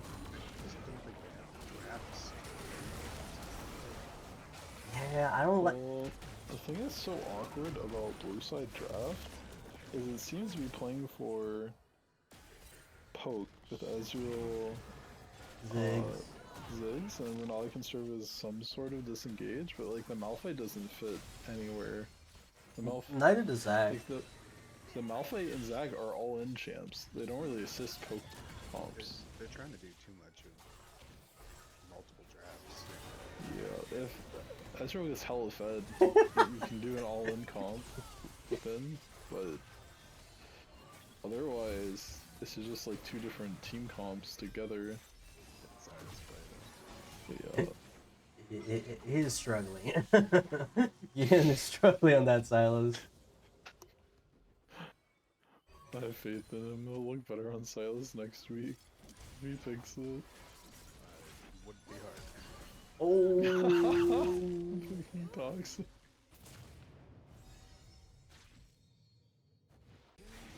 I don't know, man. Oh god. This game was a lot more even than it should have been from the early game. Yeah, I think itemization didn't help in this game. It made it a lot closer than it should have been. I think some decisions too, like some plays that they fought topside. Like, But they don't have a kinda Jinx. Go for top plays while Gideon's like 10% health instead of just letting him reset. I mean, I think we do have overall a better draft with the Jinx and the Victor. I don't understand how we got Jinx and Victor on red side.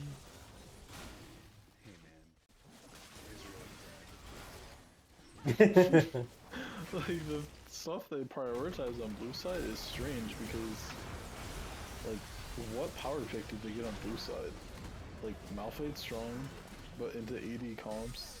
They didn't even pick the. They didn't pick the Wukong. They let the Wukong go on both teams. The J4 was open also. J4's Yeah, been a. like they didn't get a single power pick on blue side. And get counter pick. So at that point you're not using any of the strengths to blue side.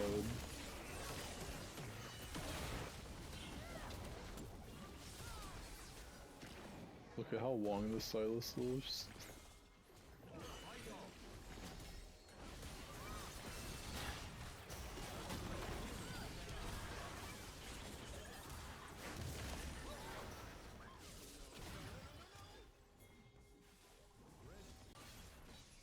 It's like, what does Ezreal do into this front line of Tark, Sedge? It's hard. Whoa! How did he do that?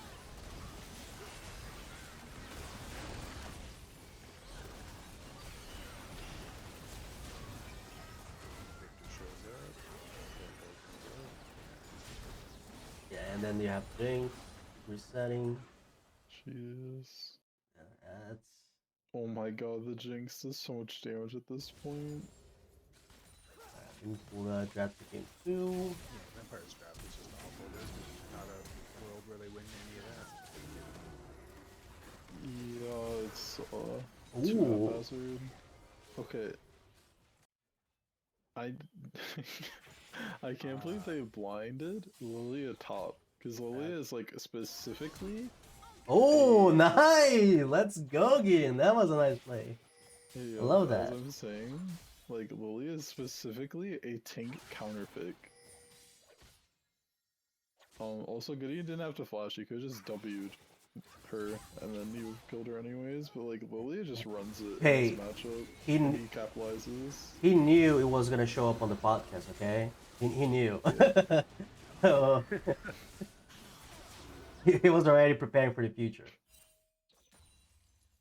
I mean, yeah. Oh no, Arcs. I see why you Oh, changed this play your was name. so painful to watch. Literally, just let jungle walk in, smite, and don't be there to die. Dude, they did a lot on this top side. What the hell? They Yeah, kept the 'cause shit out of it. Lilia has to over push, and then she goes zoom. If she doesn't over push, she's just not worth anything, and then you play straight into the Nocturne game plan by picking Lilia here. So I think the jungle pick here was like monumental to their victory, because Lilia already struggles in the side lane and it becomes even harder. Yeah, I'm just glad that they were able to, because they played against the Jarvan, so they were able to like Yeah. not They get had punished. a draft plan and they execute it here, and it put blue team in a spot where they don't have much going for them. No, yeah, but I'm saying more in terms of like if we know that if they know that Nox is gonna focus top, they can definitely like try to abuse with Alistar and J4 bot, and I'm just glad to see that they were able to not get cheese on that Jarvan gank. Well, yeah. I mean, the thing is, Alistar's actually pretty good in Decipher, because if you try to spell shield Alistar, what happens is you spell shield the W, not the knockout. Yeah, actually, it makes his combo easier. I love the part where Lilia ults and then auto attacks to get rid of the sleep instead of throwing ability.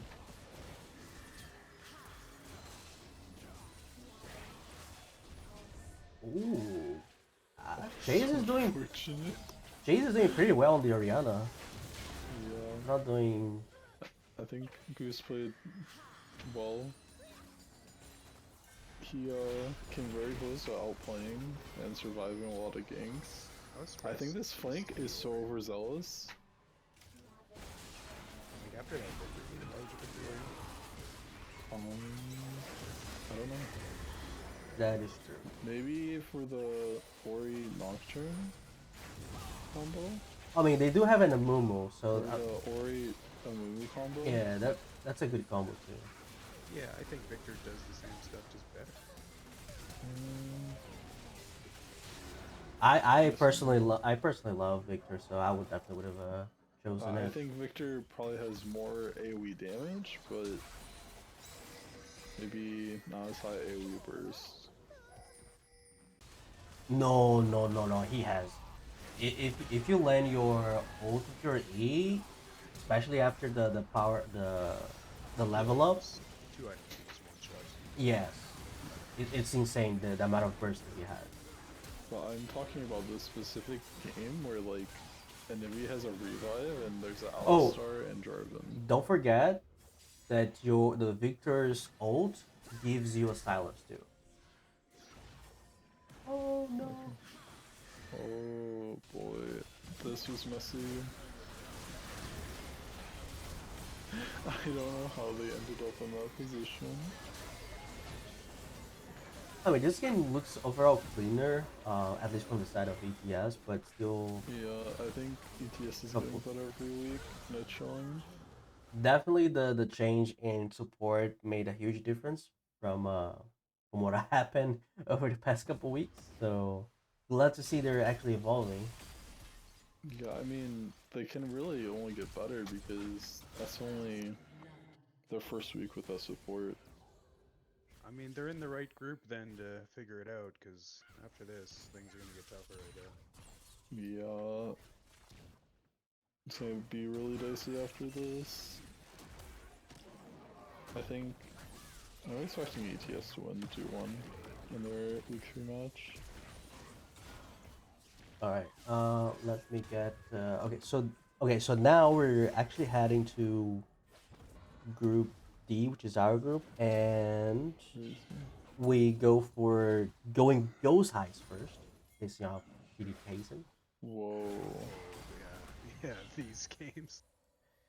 So even more wacky Yeah, stuff. poor T Kaizen. You guys had their superstar Jungle Zig was at the airport during their game, so I'm pretty sure he didn't play. he was on the podcast or on the cast last week talking Yes. about how T Yes. Kaizen was gonna possibly swing the game, right? Yeah. He did say Spoiler, it was a bit didn't of work. ego to say that though. Didn't work. we told them, I remember, and it's also on YouTube. We told them ban the Viego, and you might have a chance. You might. Okay. They followed the script. They apparently didn't have much of a Or chance. But yes. I don't know about their chance, but at least they banned the Viego.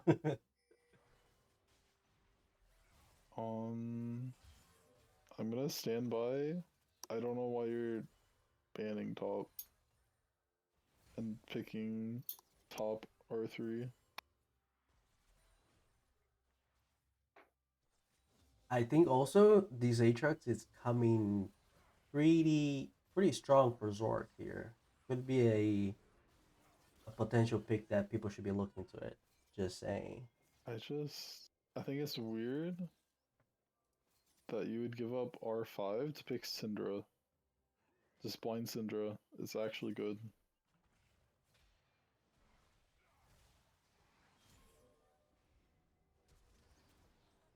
Um,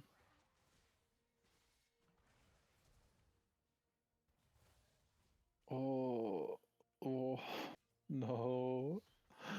This like tries to go in and then waste flash too.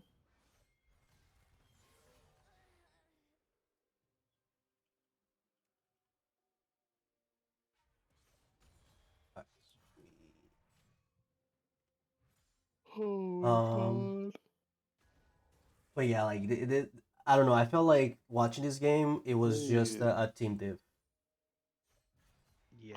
Oh I give boy. props to TD. Like they're punching up. They are an Yes. IPS team, right? Yeah, And they are. it's a rough grouping they got put into. I don't know Okay. if there would be, honestly, I don't know if it would be any easier given how the other groups went. I mean, I don't know. I could see if TD Kaizen was in like VVS's spot, they could have won a match by now. The one thing though is like I mentioned to Ziggy last week, they had some good plays and they had like some good attempts to fight back to answer, but there were a lot of things that were like iffy, like display, for example. At least in my opinion. Um, Well, I think it's just hard because their top has like room to grow, and if you're on red side, at least try to give him last picks and can have a stable lane. Because I'm Yeah, betting that Aatrox that early kill or two, he's just gonna take over this game. their tops kind of stood out a few times, and you gotta set them up. yeah, I mean the whole team I think it has potential to improve. I think right now Spat is looking to be their best player for Yeah, now. I think Um, as good as Svat has been performing, I feel like their best move is just to have him blind, so that he can be the one getting at least partially countered to alleviate some pressure for the rest of his team. yeah, I agree. If he can be that stable for the team, that point of stability, I think he's gonna like add a lot to the team. If you're on the roster of TD here, I think you just have to understand, like, let's just not tilt. Let's learn as much as we can from these Yep. guys and do what we can in this, which You is got with their Harold first Cheese split. so hard.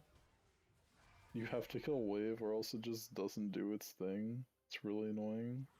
Oh no, this was so bad. Oh, it wasn't. Yeah, this was so bad. But Oh my That's just god. I Oh my god. He got minion oh block. the fucking mini boss. And then it's an execute. Holy shit. It's so bad. But That's so still, painful. it's the effort. We give the effort to him. That happened to me against Gideon in scrims, I think. Or 1v1s. I mean, but they're trying, right? I don't think Yeah. GGH gave them. I don't think GGH made as many mistakes as we did, especially me, on week one. But they definitely try to punish a few things. Although I don't think they got anything. Yeah, we kind of had to get back in the swing of things. I think we played worse against TD Kaizen, but we outperformed them against TPO with a better roster. Yeah, I'm looking forward to for this upcoming week for sure. There's a lot that we're gonna get out of this next game.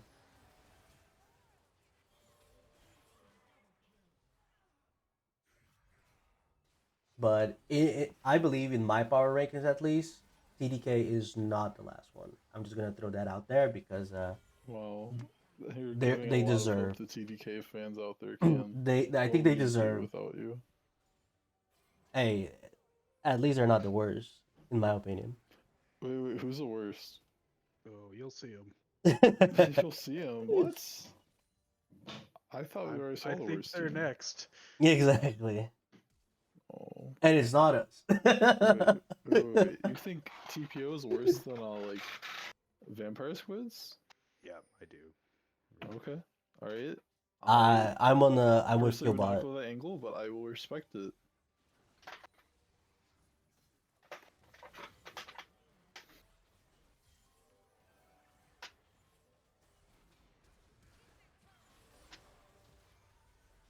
Oh, smite gap.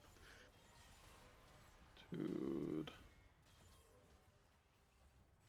They really just saw them do Baron and then just walk at them and lose the fight. I can't believe they did that.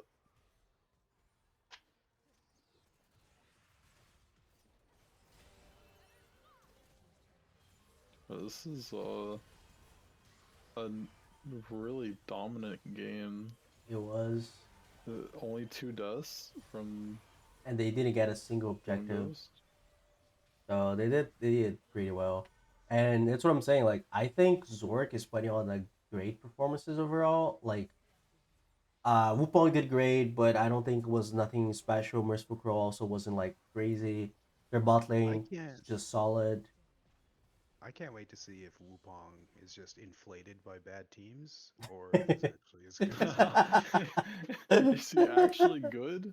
Or is he a fucking. What do they call it? A pub stomper? But I think Zork like put on like he's getting the stats right, so we need to give Oh, to the him. Viego through. Of course they lose game 2. Yes, and is of course a blind first pick Wait, Viego. I'm missing 3 of the bands on red side. Oh, I What the fuck forgot. happened? No, no, no. Does Milio know there's another way around this wall? I don't think so. I don't think he does know. Actually, I think he's just he's headstrong like Malphite. He's gonna get through eventually. Oh my god. Why is he doing this? Red side gets to play as 2, while blue side doesn't. My guy, lane's over there. Now he Oh went my, through. So there is, oh there my is. god. What am I watching? Wow, if he was only there to help. Yeah, that's from going ghost side. Are you kidding Exactly. me? Wait. There's no way you ever make that play. Alright, if anyone plays Going Ghost next week, Yeah, forget I the wonder if support. I could Let figure Milio through. Yeah, I'm pretty sure only Emilio he does 1v2 plays.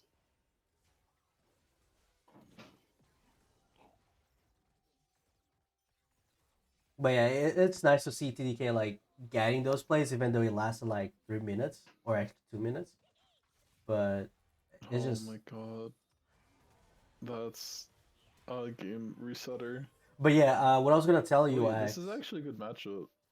They actually put their top in a good matchup. That's crazy. They R5 top just like I wanted them to do. Now he didn't die for the minions. Nice play, Pat. Wow. But yeah, they use an E sub. That's why they lost the first 3 bans because of Ziggy Who's was their out. E sub? Jungler. Oh, Zig plays first game and then they run E sub Yeah, game 2. he probably had to run to the airport. Like, He probably dolphin dived into the airport Black Ops style. Oh my god, Wait, no. why Jinx did got they have an solo ESUB, killed by a though? turret. Like, didn't they know a week ahead he was not going to be No, there? they had a sub prepared and then their sub fell through and then they were struggling to find a third person who would be available. That hurts. Yeah, the it's these Viego the Go problems and with Ghost running should work sometimes. Go and Ghost should have just gave them the bans. Like, what are you guys really doing?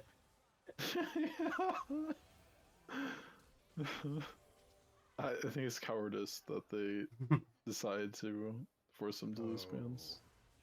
But again, this was actually a much better game than game one. This was actually Yeah, even because they through and counterpick through. top. Oh my. Why aren't they pulling drag and just fighting the 4? I don't. This happens all the time. Oh no. They had such a good start to that, and then they just let that happen.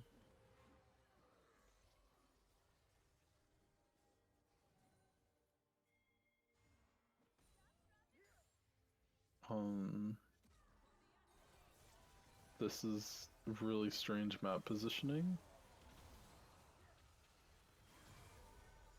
And they actually, there was like a Ooh. bad surfing ult too. Yeah, Seraphino did nothing. But McLeod's so late to this fight. I don't even think he should be here. and then you have the resets on Viego, the AoE from Aatrox. Also a reset. The Jinx. Like, This is actually just a reset comp with Viego Jinx. And Aatrox too. Oh, true Aatrox, but that's less scary, in my opinion. I mean, for sure, but still good to I have. mean, could you ask for a better setup as Aatrox Viego with 2 enchanters? Probably not, but they are heavy healing, so if they had the ability to go heal cut. Yeah. I don't know if that was so much of a factor. Like, they just burned Redemption at full health and ran them down before any healing even became an issue. They also have a lot of shielding with Melio and Seraphine. Yeah. I think overall they have like good setup. Oh, the steal. Wait for the heroic act. Yeah, these games were very, very fast too. They were like how Eden's games was too that fast, but at least up to a point, the first 10, 15 minutes, there was a game before it became like a total slaughter. Hakram dies to red buff over the wall. That's really awkward.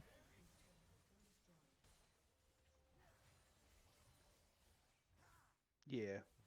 We didn't play an IBS team though, Cam. So come on now. Hey, Yeah, give them more credit. hey, I'm giving them the credit, right? Because Cam's just so toxic. what are you talking about? Yeah. Wait, what's the Kled build? I need to know the Kled build. I'm just trying to, Can anyone copy and paste Kled items correctly or no? That's the question. Because there's literally like one way to build Kled right now, and no one's been doing it. what this game is again? This is I'm GGH. trying to pull it up. Yeah, it should be on the. It's TDK. He went Hydra, and he was gonna go Eclipse, but he didn't have time to. He got Caulfield. So he's super behind. Yeah, Alright, I can't criticize his build then. But at least he was trying to go Eclipse second. Yeah, he has Serrated Dark, Caulfields, and Steel Cap Boots. Aatrox had Cleaver completed, Eclipse completed, and a Chain Vest. But yeah, that's and here they're just playing for stats, right? They are 28 to 8. They're just trying to get those high stats up.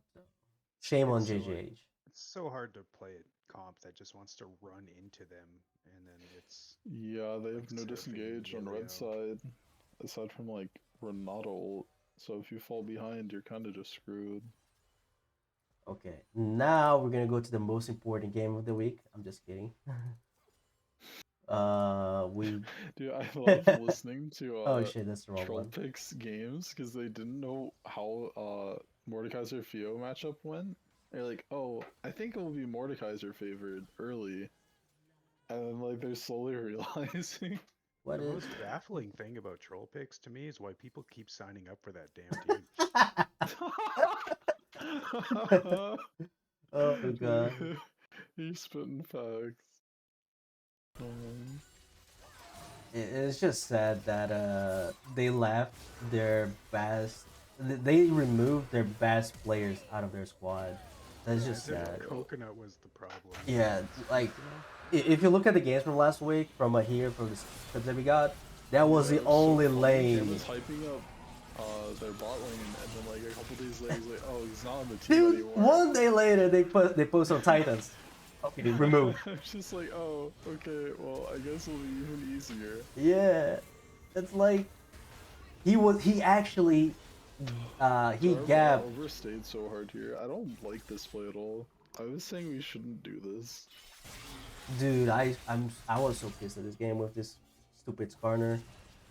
Like, Skarner was running you down, bro. dude, there's a play where he got the flash ult on me, and he had the Morgana shield, and he would only do that to me. It was just sad.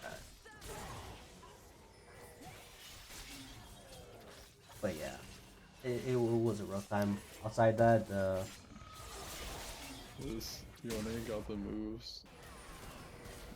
I think he was he played pretty again. Nah, Yone was my valiant effort. If I Yeah, had to give one. he played pretty well, I think. yeah, it looked decent. The Fiora carried this one. Yeah, Though. yeah. Whoever that Fiora was played really well this game. No macro decisions at all, but hands. What? Oh, my macro just. Dude, this shit was so funny to me. He's just like, oh yeah, yeah. Let me walk into this. I don't think he knows how to reset vitals. No. He just. I don't think he knows his matchup. Yeah, I didn't realize there was a Morgana coming there. Like, I just went to my tower and he just pulls me off, and I'm like, what do I do now? I get greeted with her Q? Do I pray? What do I do? That's funny. Real funny.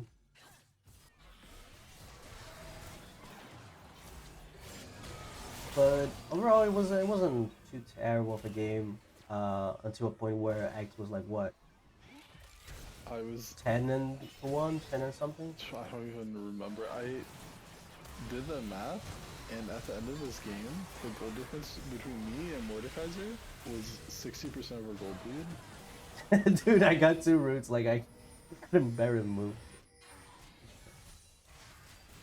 This Mord was just irrelevant. He was so far down in CS. I think it was 100 CS by the end of the game. It was like at least 9 kills. Oh, I get stunned here, and then I already pressed Q before I got stunned, so it just makes me Q the wrong way.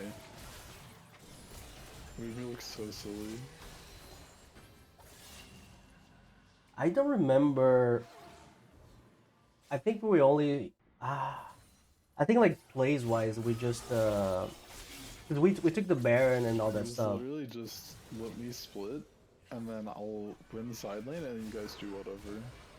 Yeah, because I think we I got just so fed. we just set up the lanes after like the first couple of Drake fights that we had. This was your guys' to kind of just try some shit out before you go play against Ghost. Yeah, dude, my Cassiopeia looked That's so bad. Kinda how I took it. My Cassiopeia was so ass, dude. I'm so sad. I'm glad you said it, not me. No, I mean I often do okay on it. Obviously I don't play like 20, 200 games of it, but it wasn't good showing. I like the champion. I don't want to press that many buttons, man. Dude, it hurts. I literally didn't call for any support here because I thought I could 1v3. And then people came anyways. No cap. Cassiopeia actually hurts my hands. That means I'm getting old. Yeah, the carpal tunnel sets in at some point.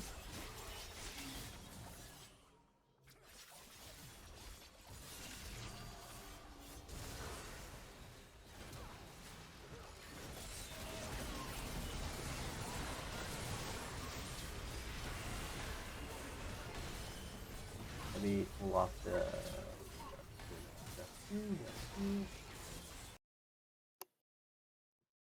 This But game is not easy to win. talk about. It's just. Killbot, what's your take? I mean, Trollpix is just the NA of Titans. Holy shit.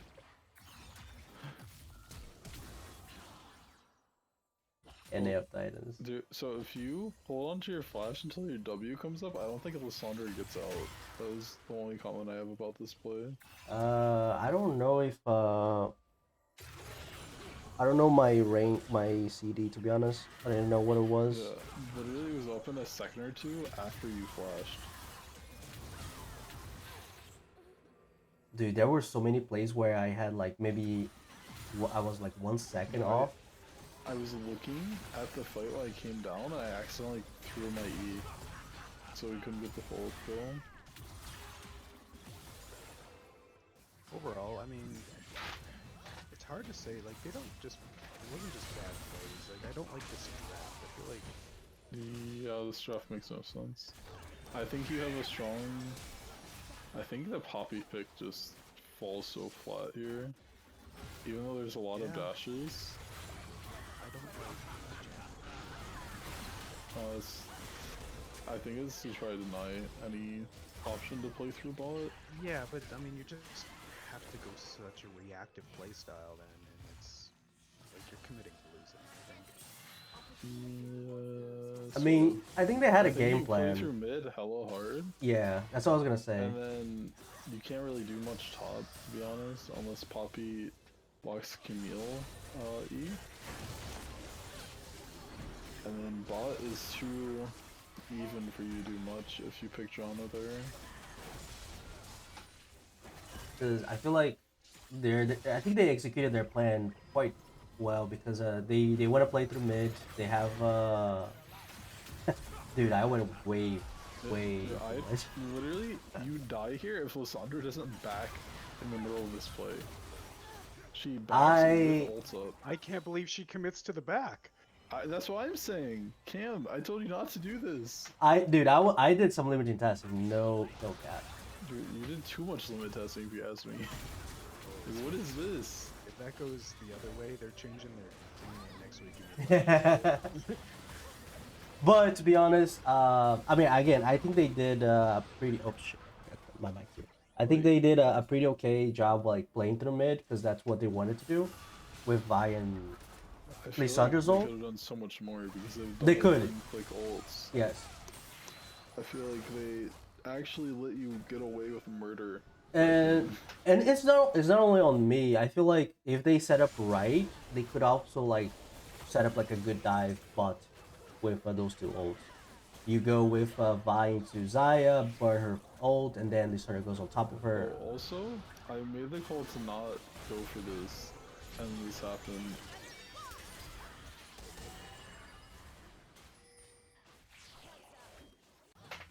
I was very confused. Poppy overstays. That's the gist of this play. Oh, I did see that. That was a good play. I was looking at you during the game. Yeah, I dodged her ult. Dude, I put. Oh. You actually ulted. Yes. I ulted me instead of her. I was like, come on, dude. I didn't do this. Exactly, man. It's because he's been silenced and he was in prison for too long. Dude, sometimes it's just too hard to like not do this kind of thing.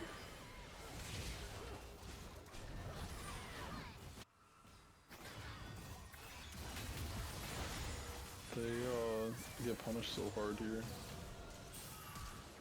The double flame is so Like, huge. they were and showing good promise. Yeah, yeah, I told you they aren't like the worst and team in the league. and remember they did a lot of I think I think they did some changes through. Dude, Cam, what was this, by the way? Oh, the poppy one, the one that I went over, the poppy. Yeah, Yeah, you went yeah. over the wall to stun Poppy. I was hoping like they would back as they did the other time, and I would stop her back, but But you could just throw Q, stop her back, and I don't think keep her I don't life. think I had the Q, and I don't know. I just went in. Not my best showing. If Troll picks a draft coach, and maybe they Oh, oh, okay. I need. You're saying So here's the thing. I had to make them some look really nice. suggestive things right there. You know, I had to make them look nice. Okay, so that was my job. Dude, their mid actually played really well this game. It's just like the rest of their team wasn't doing great. Yeah, their bot and their top suffered a lot, but I don't know. So it's actually like impossible to Oh! kill Sandra solo because the disruption and time she buys with Zonia's and her ult is like so tedious. So I don't know if you guys noticed, but there's one thing that I do want to talk about real quick since we're talking about TPO. Is it this terrible play I made? No, It took me, no, like 30 seconds to kill Sandra. no. Is so they made another change yesterday. So their mid laner Vishwa, he is now a 80 carry. Okay.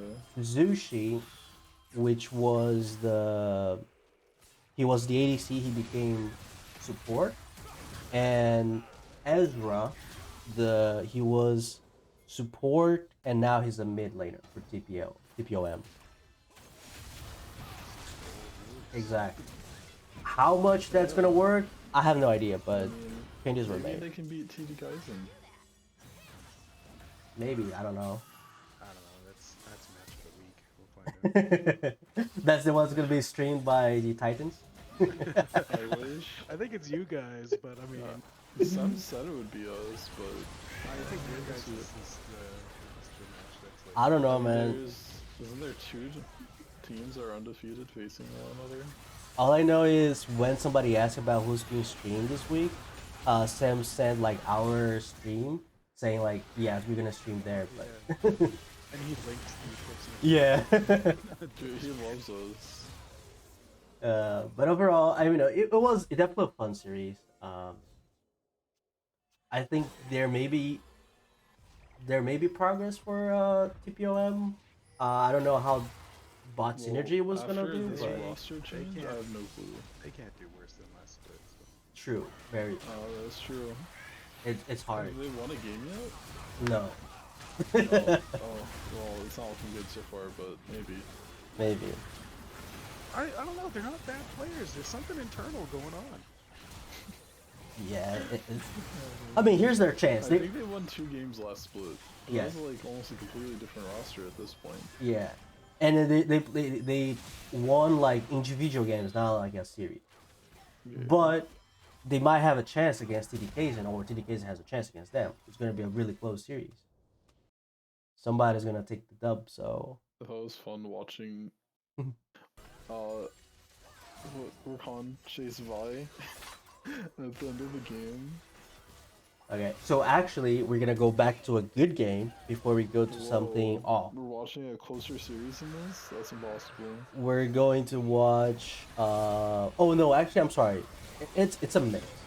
It's first is Purple Sprouts and Off the Za. Our match was straight limit testing. True. So let me put it here. So Purple Sprouts and Off the Za, it was an interesting match, basically. Okay.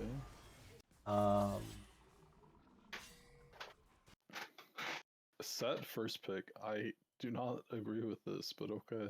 Hey, that was awkward, but Wait, you messed up the names. wait, did I? Cam. Oh, My bad. No. Wait. Wait. What did I put?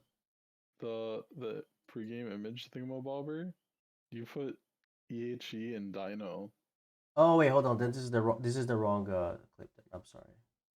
Oh This is the wrong no, clip. because this is Purple Sprout's top. And this is Oh off no the zone no red side. no. You're right. You're right. I probably was half asleep when I was doing this. Yeah, you messed up the visual. It's fine. It's fine. But as I was saying, I don't like that first pick. He's. I guess they first picked it because they were trying to flex it between support and the Silas top. But it's not my favorite. I think there's better first picks. Like Wukong was up.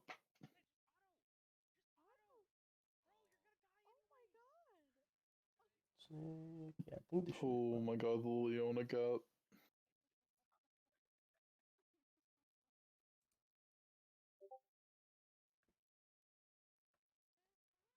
Oh yeah, this game, I think Ellie is just playing out of like he was just out of his Shit, the mind. Elise almost ran it.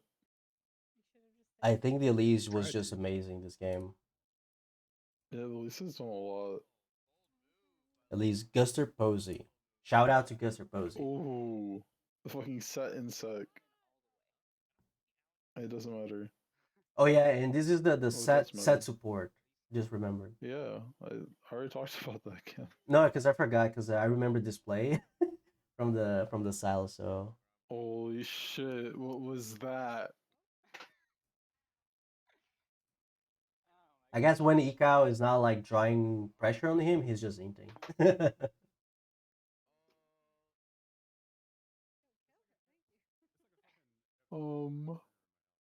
I really hate this Malphite build.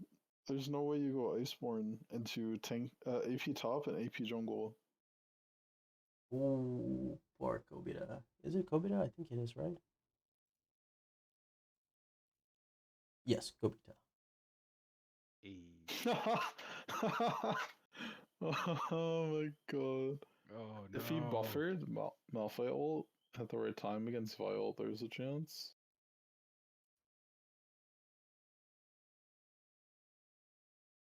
Oh yeah.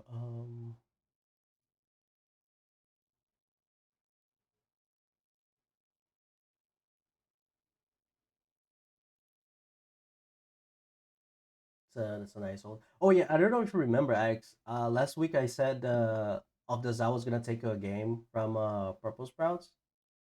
Yeah, Um, I do remember that. and I thought it could happen. and I think the way they did it is exactly how I was thinking. Like they got the win not because I think they were better, but because they were like getting fights all the time, and they were like getting the some picks here and there. So because I think that's the only chance that Abdazab would actually be able to win against these guys.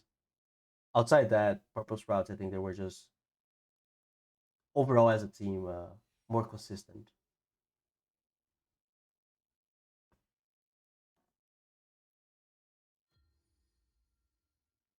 Dude, I can't believe he's 2-5 as set into Malphite. I mean, Silas into Malphite. I honestly like Oftazaz's draft better, and they just couldn't execute on it. I think Purple Sprouts is a higher execution with bigger payoff.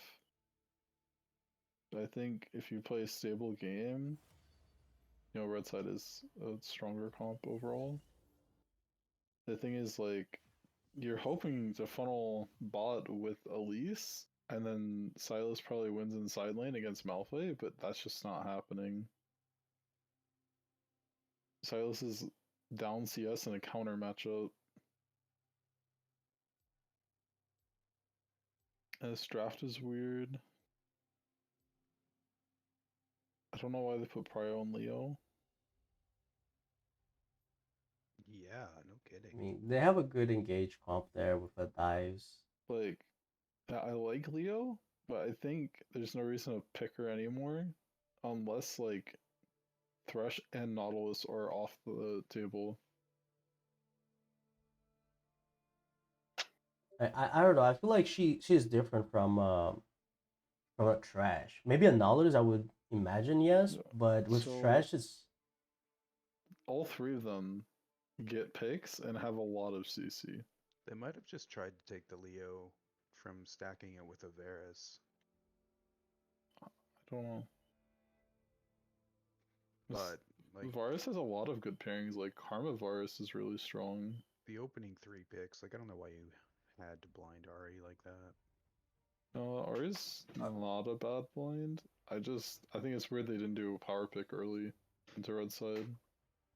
I I don't know. Like Ari is pretty strong and now. She's because right now I don't know if you guys remember, but after her redesign or Yeah, whatever. Ari's good. I'm just saying, No, because why not do Ari plus a strong no, because meta pick? what I mean is I feel like she's a less of assassin and she's more of a actual mage. Mm-hmm. So I think she loses a lot late game with electrocute, but that's just me.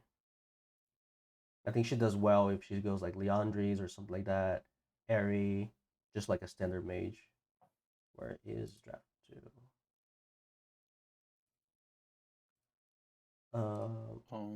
Is this game 2 draft or no? Yeah, now I it's game guess two. not. Now it's game two. If I am not mistaken, that game one went to Althazar. I'm just Oh my confirm. god. And that makes sense. Oh, actually, no. Oh no, They actually Purple Strauss actually won that game. Hey, who won game 1? Purple Game, Sprouts? yes. Believe it or Okay. not, this this was a game where I felt like how how it happened, but this was an odd game. This game two here. I This draft is weird. on off to Zai or on purple spreads. Like, I think for both. both, Both are a little actually. weird. Like, I don't think the Kali fits the rest of the comp. I think you either switch a Kali or Ornn on blue side. And then red side, what is your AoE CC to try to guarantee Galio ult? It's just the Wukong, I guess. It's literally just Wukong, which isn't enough. There's a bit of So you have to anti-synergy use Jen on Galio it. as a reactive thing to like a Kali or Rakan going in.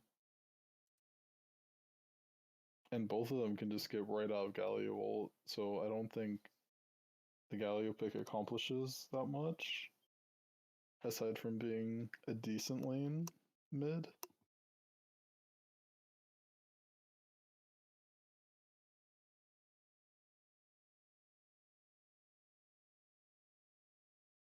Yeah, I would definitely would prefer if they had the Rakan instead of the Janna. I think that would make things a lot easier for Galio. Oh yeah, that's the other thing. Why the hell is Tristana being paired with Janna? She's like one of the strongest early game ADCs. I mean, they do have an Akali and Rakan. Oh, Maybe that's why.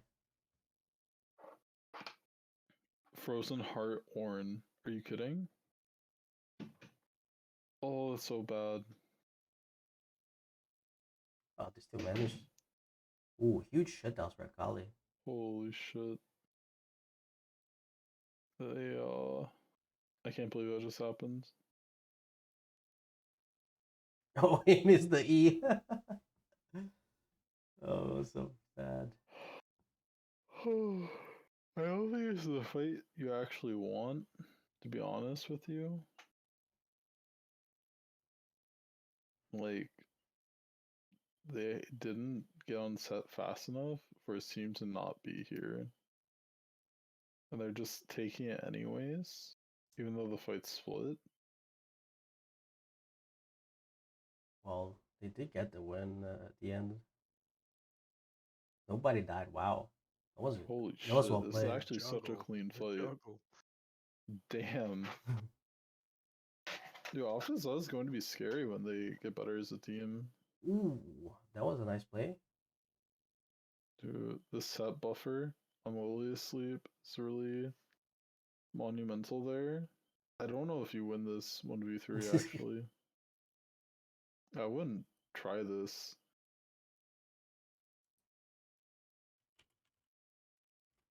Okay. Set refused to auto. He wanted it to be close.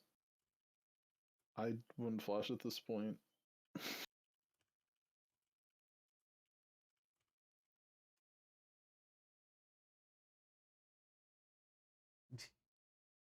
uh, Holy shit, that's brutal.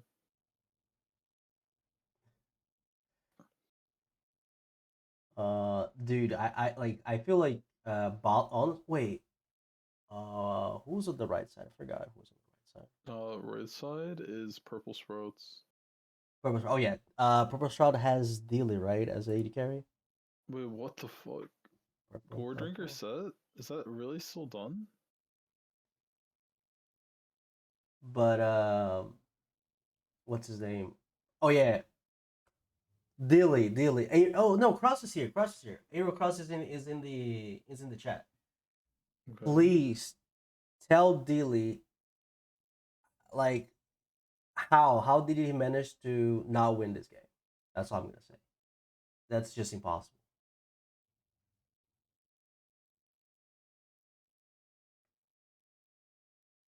We got you called. God. Yeah, they did. They did. But it, I don't know, man. This game, it was.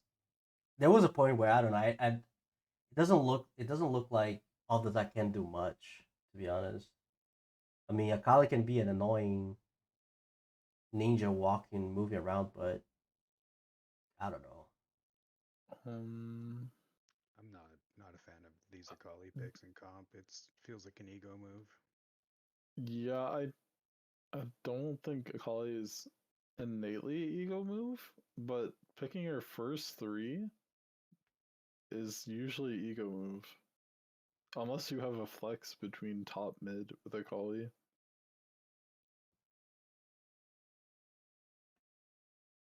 Also, I just want to say I think putting Akali matching set is probably your best move this game, and Who they they have didn't do top? it. Oh, they have the corn. Yeah, it's not bad. Well, I guess it's fine either way for Galio, but I don't know how it's go for set.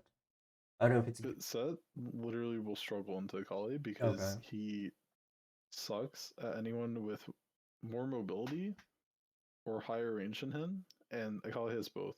Because Akali is good in pretty much most melee matches. Yeah, that's why it's weird they picked Galio into Akali. Because she can easily outtrade them with fast auto Q auto or just Q auto if he wants to be Like, safe. imagine how easy this game would be if Akali matched Set, and then Akali just goes even, and Set has 0 kills.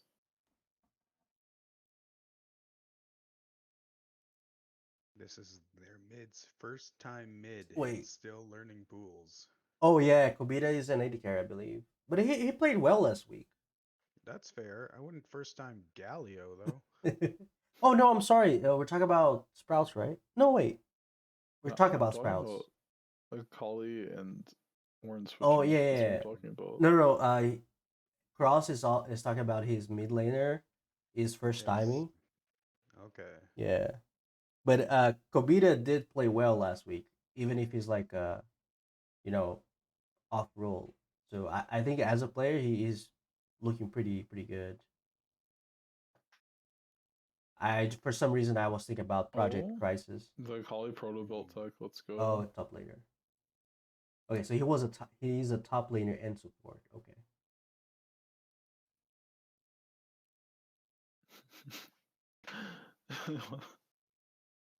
I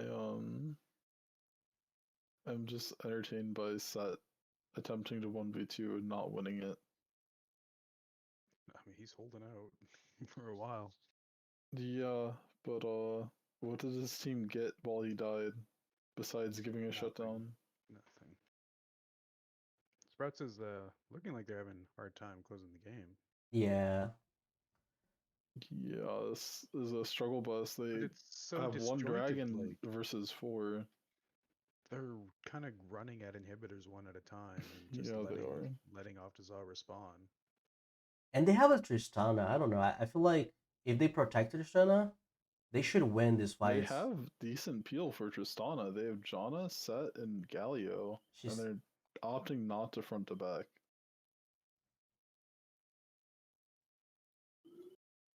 because I feel like we should be able to avoid Akali one shot in Tristana. Yeah, and Triss has self peel. Like, You she it, should be free hitting almost every fight. you can literally just say Galio, stick to Tristana's ass, and just be there, waiting for Akali to come in. Yeah, you have Galio and Janna sit there because Galio will just ult in if he needs to be on front line. Yeah, he just uses his I think is the W for or E or whatever for the shield for the stun the airy stun.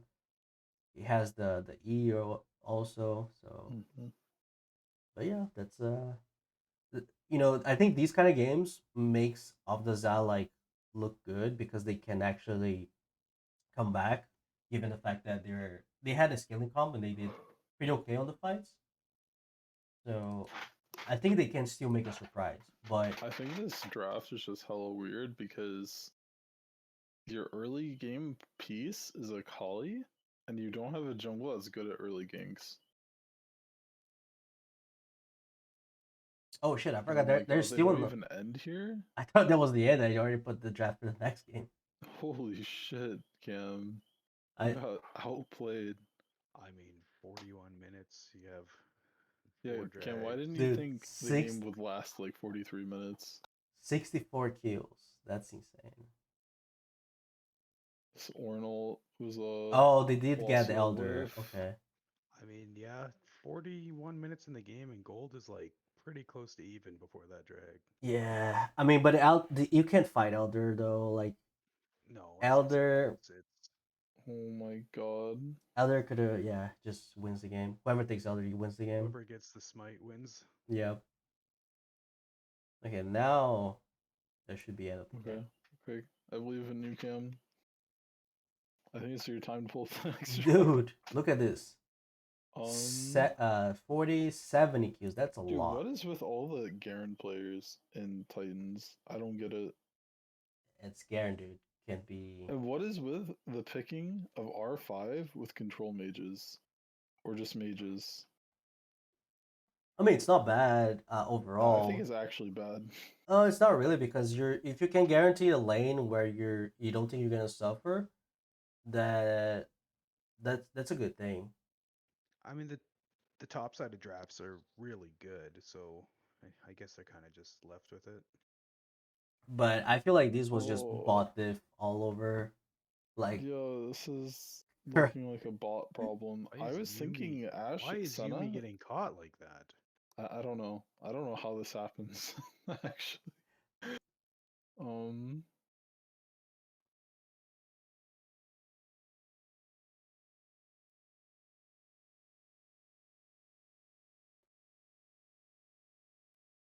dude, look at this perma slow.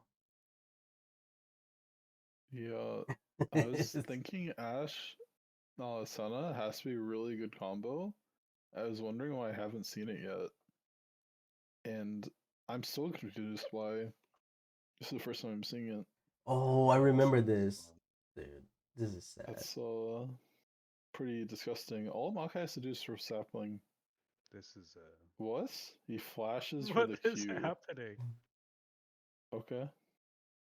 Dude, Purple Sprouts came to this game like game 3 is like, okay, we're What gonna the hell, destroy these dude? guys. They fucking came Did for they? blood. Like, there's no fucking way we're going to game 5. Oof. Yumi's not the move for Aftaza. Looks like they recruited Adam. I fucking picked Yumi in playoffs. I was dying laughing. He played so bad on that pick.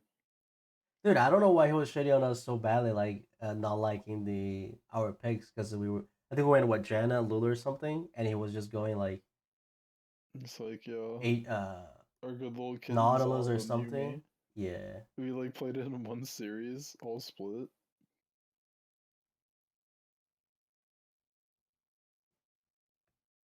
Oof.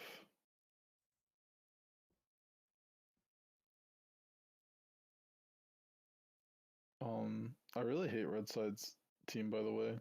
They have their whole AoE CC is Rylai's and Azir.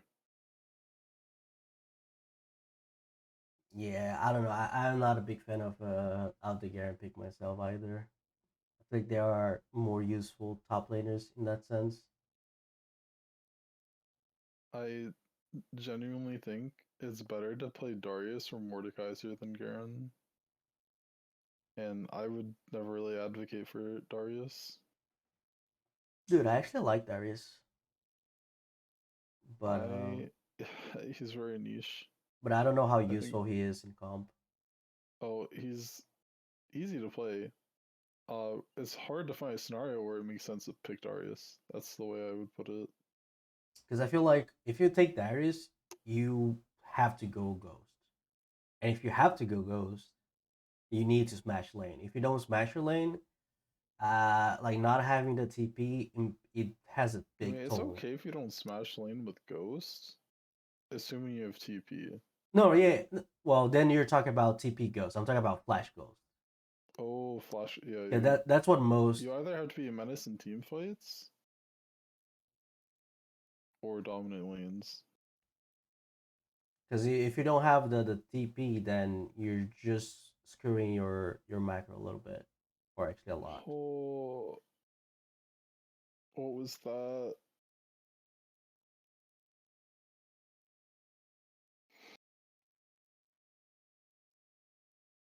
But overall, like I think Sprouts they just show that they are the better team, right?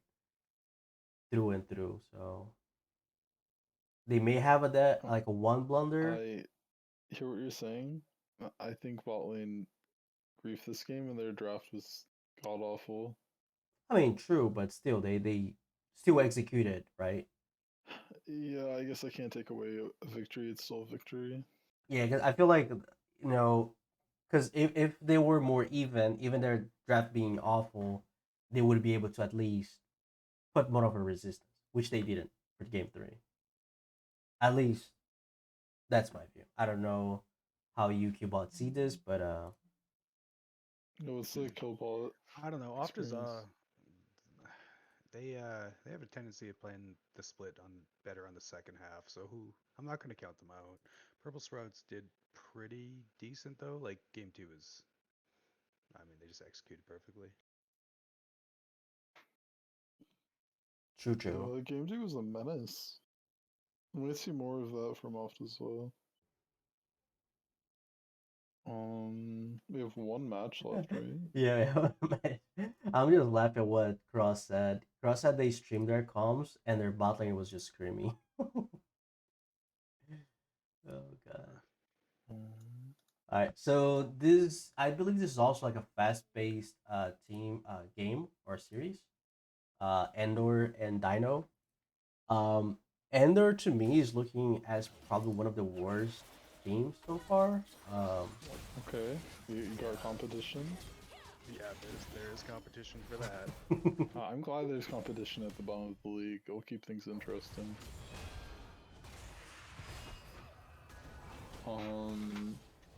Oh fuck, I think I recorded some of this. I was so confused because I think Morty gets an early lead and then Jax just starts winning everything and then Ward starts winning it again. So like top side on both sides is pretty inconsistent. I'm surprised that Lydia is becoming like a more constant pick. Least this last two patches. Also, he tries to Q flash, and I don't think Mordekaiser Q works like that. Ooh, Misfortune capitalizing on that. Yeah, MF really maximized that play. Oh yeah, remember this is Ivar with his own mid. Yeah, Ivor played This was actually amazing. I think he was actually pretty damn yeah, good. I think he was a Outside of that, difference maker, but they had to play this 2v2, I mean 2v1 together. but like the Triss just kept Ooh, nice. overstepping. Fucking a Mumu MF combo popped off this game really hard. Yeah, it's working for them. Because I remember I was looking at the CS for Ivor. He was almost doing perfect. Yes. He's been a good player for a hot minute. Outside of this playoff. Outside the fact that he's playing against the champion. This MF ult is a waste, but I respect it. I mean, overall, this game actually was pretty They good. played as a team, and they got picks as a team, and then won all the fights afterwards because of it. Dino picking more mid, just be TLP, every excuse he needs to play next week against Peaches. Hey, against Peaches, I think it's a solid ornament thing. Not gonna lie, I think it's Yeah, if they don't beat Peaches, then Task will be But Oh, holy shit, I forgot about this interaction. which one? But Lilia plus MF is actually really strong together because MF ult counts as tick damage. So you can force people to sit throughout pretty much all of MF's ult when Ooh. Lilia has them slept. And because of the way she works, she can also sleep multiple people at the same time. That is actually huge. I didn't know it worked like that. Yeah, it's a really bullshit interaction. So they actually have a mega setup because Lilia or a Mumu can get a huge ult off for the MF. That is actually huge.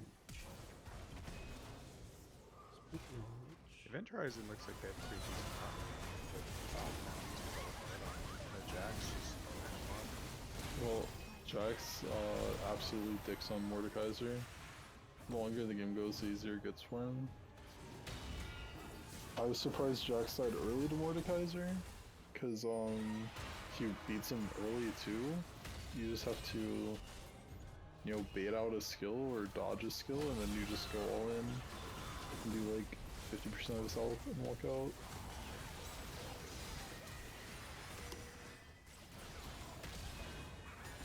I mean, they're actually putting up on a good fight overall.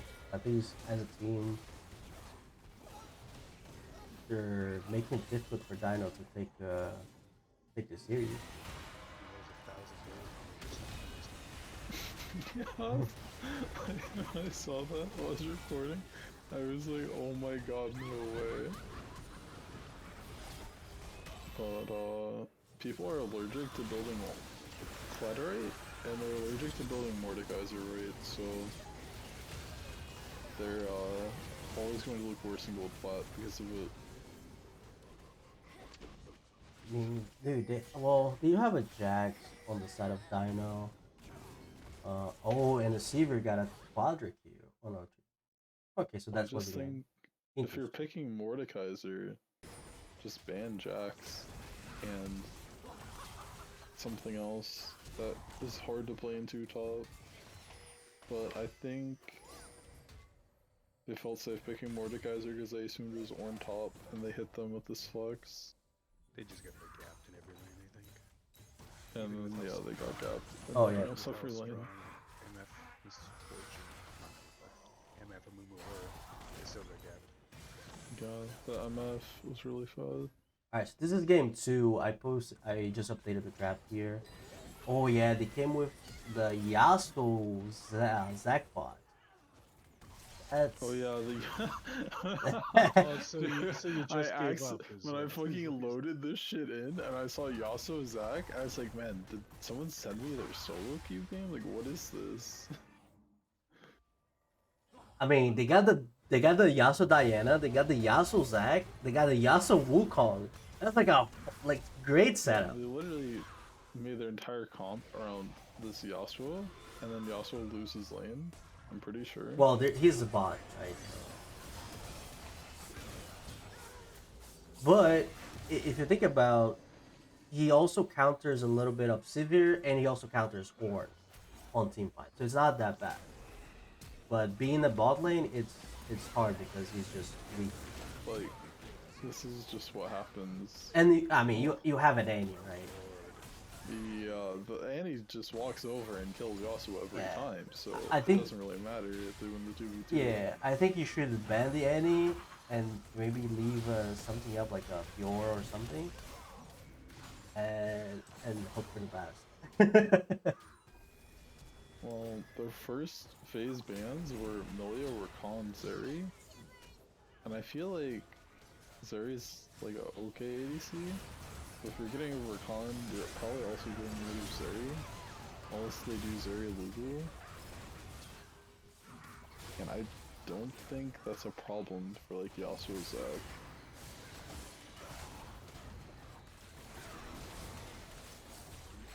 So spread out. Ah, But again, Annie just walks up and like wins everything. yeah, the only issue with the Yasuo is that your AD carry is now melee. Melee. Yeah. That's a huge problem. And because they don't have a second damage dealer on this team, like, Your DPS drops a lot. I mean, they have Syndra, but Syndra's not great shutting down towers. They have Diana, but she's also melee. Yeah, their comp is completely dive. It's like dive, dive, dive, and Yeah. They Hope have we no don't die. disengage. hope we don't die. But I kind of like the idea. I do like the idea. I like the idea. I think they went too hard with it. I think if you pick something like Maokai or like Gragas in jungle, it's probably better. Because Wukong isn't the best for Yasuo anyways. Wait, is this the Pentakill non-official for Blitz? Oh, he stole it. It was gonna be the unofficial Pentakill. Yeah, toxic players. Yeah, I understand. You know all what that's about. I mean, split bridge for the carry. He's playing pretty solid on That's what that. he said he noted about Ornn mid. Everyone's been all over Skipper. I haven't seen him play too much yet. I think it's being, at least this game is doing pretty good, but he does have a solid team that does help. Yeah. The jungler. He just looks strong. Yeah, Yep. I think we're gonna see a lot more Annie Prile the longer we get into Divinity League. Because she's just really easy, she's effective, and she's relatively blindable. Yeah, I mean it's very good overall. I don't know. I feel like she is strong, but she's also like, I mean, you just ban it, right? You just ban her Yeah, because probably. I don't know. I feel like you don't really want to give, because we have, okay, so because the thing is, we have seen, for example, people popping off on Annie. We have seen Chef, Major has popped off. I'm pretty sure there's two more people that played pretty well on Annie. So Whoever played Annie in that last game. yeah, and she's, point click CC is always good. So I would rather just keep her as a ban because she's not a bad ban. But let's see how things goes. So I just posted it here. I put it here on the screen, the groups, how it is looking for this first group phase. So we have 7 teams that are 2-0, with 4 of them being 4-0. Group A, I don't see how Aiden is not top 1 in the group after this week. Group B, Who's their matchup left? Conduit. Conduit? I mean, you could. No, you're kind of just locked in at first at that point. Unless you lose to Conduit, but you should have game record. well, remember that head-to-head discount first. Why does head-to-head count first? It was voted. I was Oh, probably that's toxic. I was against it. I voted against it, but it was voted for I me. also vote against it. I think it's silly. Majority is in favor, so there is a small chance that if Coalition wins, they could take first place. But I don't think they're gonna win against Edens at this point in time. I mean, No pressure. Conduit has been losing games in all their matches, so I think it makes sense for Edens to win it. Now for Group B, I think is also pretty solid for Fever because they face PF Chang's. I think they're just gonna take that dub and be the leader. Pretty clear leader there. Yeah, Conduit Fever is against PF PF Chang's. Chang's. Yeah, I mean, PF Chang's would have to figure out their top lane, Poor and Espada. if they can't, I don't see how they win the series. Poor Espada. Yeah. I think Group C is the most actually the next three ones are the most interesting ones because Group C we have Solar against Cape Dog. I mean, this group is whole is very very level, Well, so anything can happen. All the three teams can be the top of the seed by the end of week 3. yeah, basically. I think Solar will win. They've been on an upwards trajectory, and Cape Dogs is inconsistent. I mean, if we remove Arc's toxicity, then maybe. What? Nah, I'm just joking with him. I'm kidding. I think it's pretty locked for Solar, but the group is close enough that there could be an upset. Yeah. Um, and now the group D and E, these I think is going to be really clutch this week because we face Going Ghost, so whoever wins is going to be the top of the group, and also in group E is Purple Sprouts versus Dynasty Obsidian. So again, whoever wins take the first seed of that group. So these groups Z and E, I think is going to be more difficult to define who's going to be the top seed of their groups. Um, Yeah, it'll be interesting to see you guys going Ghost. I I mean, mean, ban Wukong and stop your mid laner from running it down. I don't exactly. yeah, we'll put him on a leash. We'll make sure he doesn't play Hey, Silas into the Vi Lissandra next time. the time for tests is over. Yeah. Maybe pick up some Annie games. I don't know how you're feeling about that this week. So true, You know so what? true, He's allergic to Annie. so true. Well, you know what I'm doing? I'm trying to like focus on my solo queues in specific champions to draw those bans into the competitive play. Yeah. I think going against GGH, it's pretty clear they're a top side centric team, and if you guys can Are they? capitalize against their bot lane, yeah, with Wupong, I think it's Zork. Is that his Yeah, name? Zork. Yeah, Zork. Yeah, between that duo, they have a lot of strength. The mid laner kind of seems like it goes even, and bot lane, they're just whatever. Yeah, I would say I X. mean, This is I'm for not too you. worried. You either pick a counter for Aatrox or you ban it, because it's gonna be on I you. have so many counters for Aatrox. Then Why would I ban it? let's fucking go Yeah, then. Let's they go. have a strong they have a strong Olaf too. I have too many picks into fucking Aatrox to ban it. Yeah, that's all I'm saying. Like, if you're gonna stump him, then let's fucking do it. Now I'm just gonna bring up real quick the overall standings just to give like an idea of how things are. Dude, Hopefully, what happens in Group E though? wait. Oops, wait. What do you mean? Did we talk about Group E? Dynasty just wins Yeah. the bracket. Even Uh, Dynasty wins? I think it's I don't know. I think it's more even, but I think it'll be a 2-1. I really don't know for what sides. I'm honestly kind of unimpressed with the set play from Yinka, so I have no clue. But I don't think if they win, I don't think it'll be off of top spec. That's my take. I feel like Purple Sprouts, if they figure out a way to stop Ecall, I think they have a solid chance.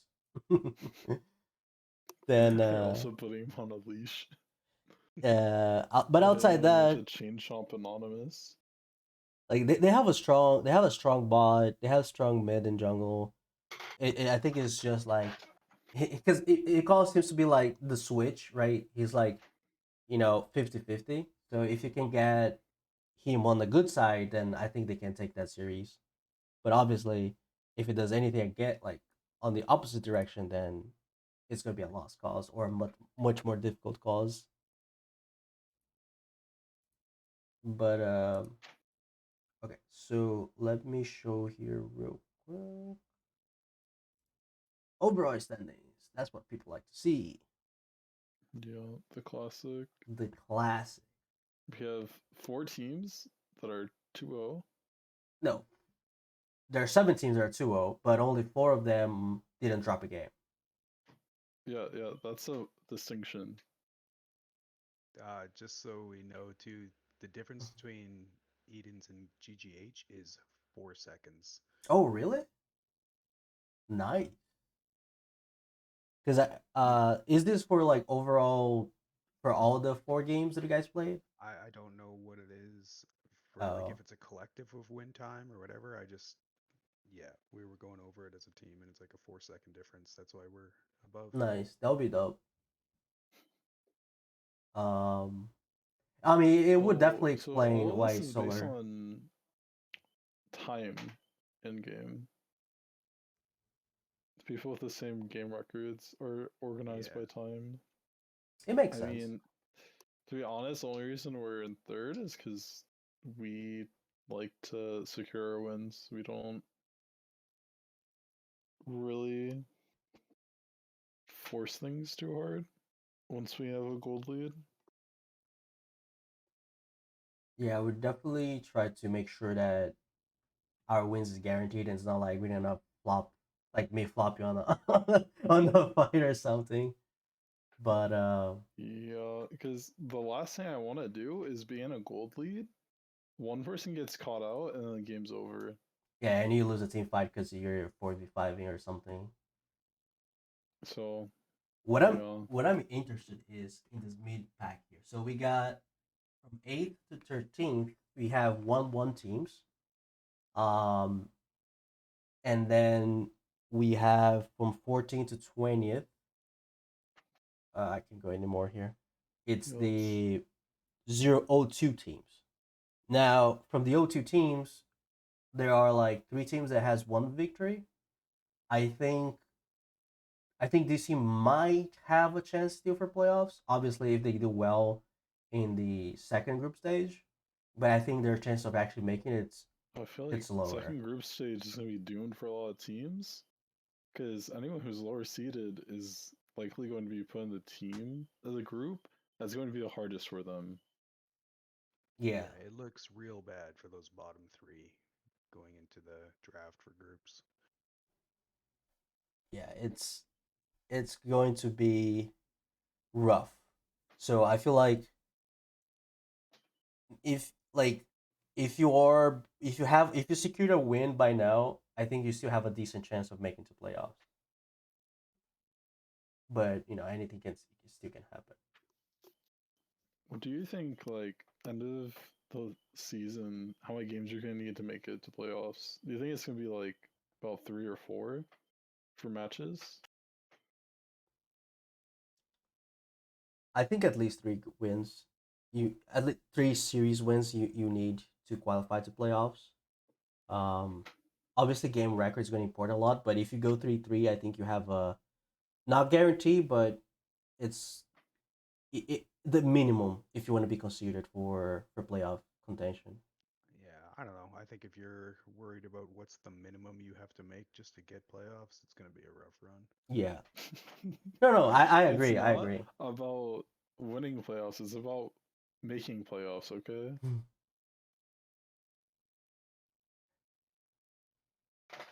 Because if you think objectively, we just finished week 2, so we only have 4 more games, right? 4 more series. Now, let's say you are of the ZA that went to quarterfinals or first round playoffs of last split, um, you with the whole team being almost the same, you would imagine that they would still secure a playoff spot for this split. But now they're 0-2. With 4 more games, they need at least three wins. That's going to be rough. Though I wouldn't put it past a couple teams to ego the draft for groups and just pick harder teams to go against. True. Yeah, like limit testing. They're like playing against fourth or third seed. Yeah, which could and leave. then they just like pick something silly. Yeah, which could leave some of those weaker teams in a safer spot to pick up some wins. So on that note, let me go back here to the groups real quick because I have a question for you, Killbot. Have you guys discussed? You don't need to say obviously, but have you guys discussed about what you're gonna be picking, or like what do you want to face on the next group stage?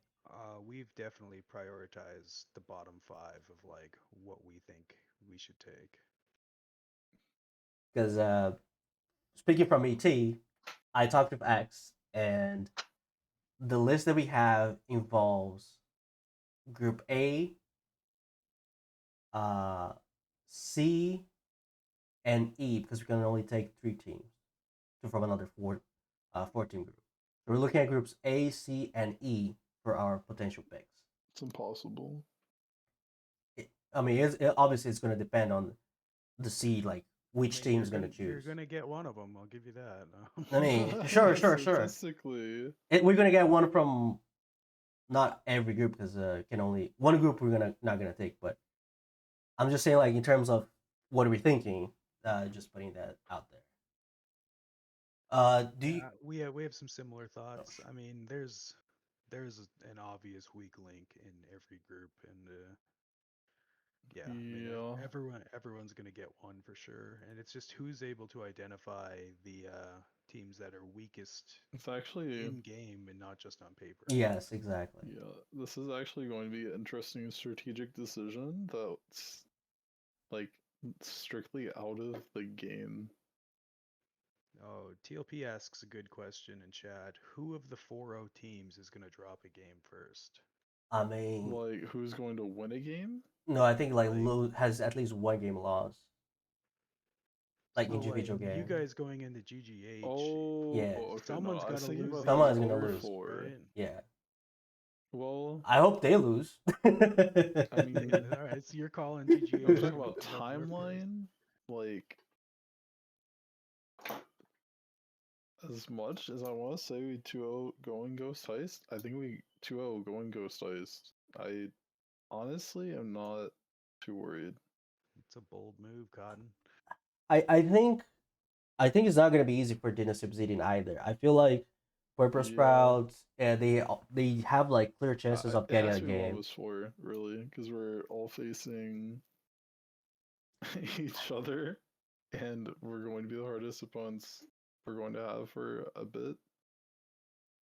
True. And one thing that's going to be really important for us is getting 2-0 is going to be really important. So if whoever takes the win first needs to be like fully focused for the second game.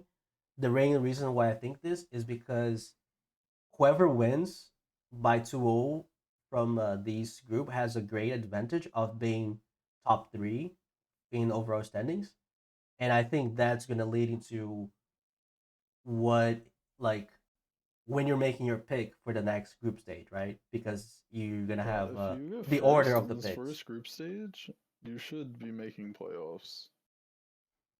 No, true, but I'm talking about like, you know how we're gonna draft the next group stage, right? But there's gonna be an order. So, for example, Eden's. Let's just say as an example, Eden's they makes the first pick. Dynasty Obsidian makes the second pick.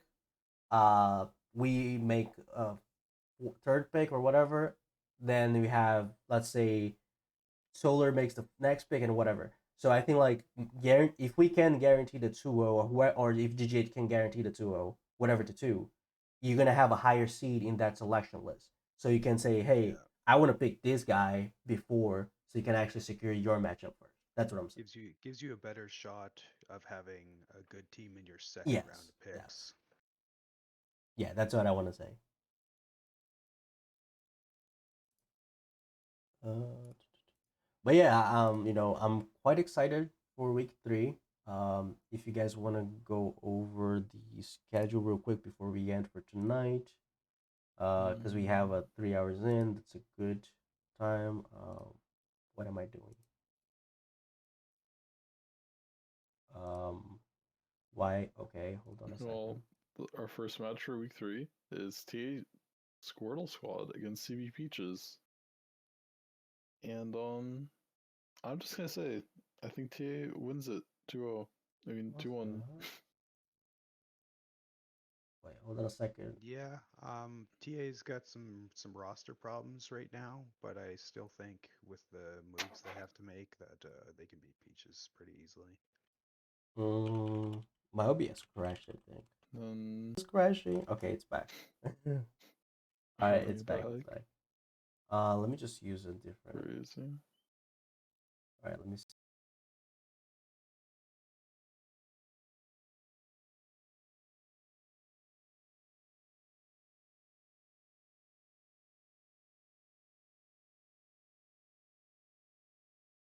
if I can do this. Let me take this. So, Cam, what's your take on Squirtle Squad versus CB Peaches? Yeah, just give me 1 second. I just want to make sure that. I Here. can't have him clicking and thinking at the Oh. same time. Okay, this does not look that good, but I'll make it work. Yeah, maybe not the Cassiopeia next week. Okay, never mind. I'm not gonna put a. Okay, so whoa, hold on. So first of all, Taz versus CB Peaches. I think it's 2-0 Taz, clean 2-0. Whoa, 2-0? I 2-0, was thinking 2-0. 2-1. Nah, I'll stick with 2-0. I don't think they're that consistent to be able to win on whoever CB Peach's preferred side is. Yes, but I do wanna. I want to see more from CB Peaches though. That's the thing. Yeah, that's true. And then Conduit Esports Coalition versus Edens. All right, Killbot, you tell us how it's gonna go. There's a little bit of stuff happening on the side of Eden's here, and I still think we're gonna 2-0 them. What is happening with Edens? There's some tech. I'm not. Oh, okay. I thought you were gonna say like you're roster swapping or something. We'll be all right. We'll be all right. You're bringing your great grand uncle to play the game as an Yeah, ESUB. yeah. That's it. That's it. Can I do this? All right. I don't know. I think they're gonna have a hard time just because like we're a very hard team to draft against. Yeah, that's one thing I will say. I think a lot of your wins, especially last split, were coming off with people not knowing what to do against you.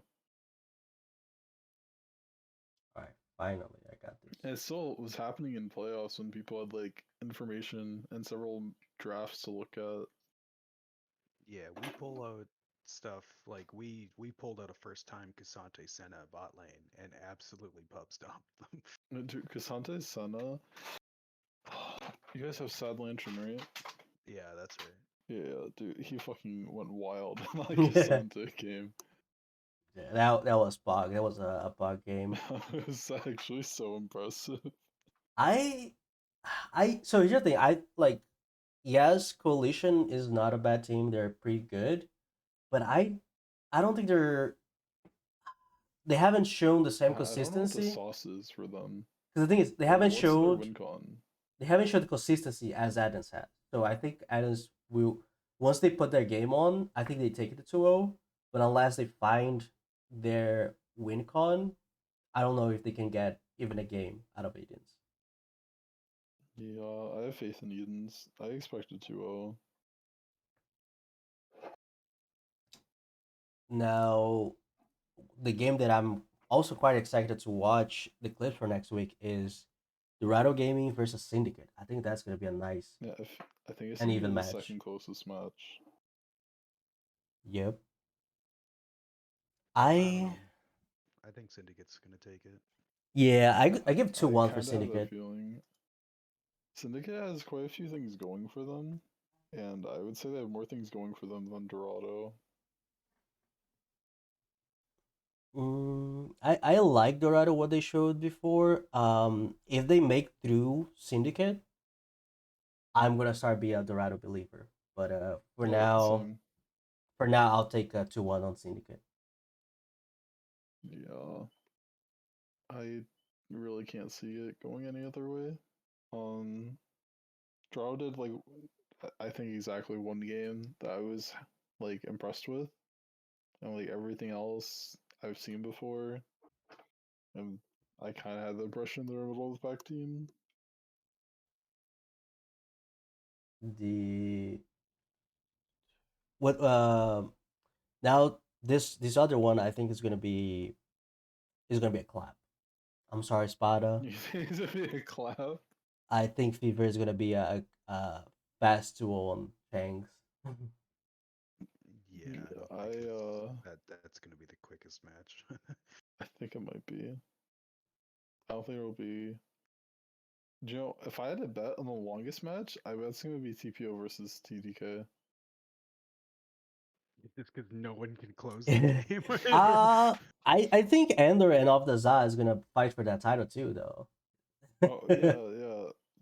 But I feel like Ender and Office are more decisive with gold leads.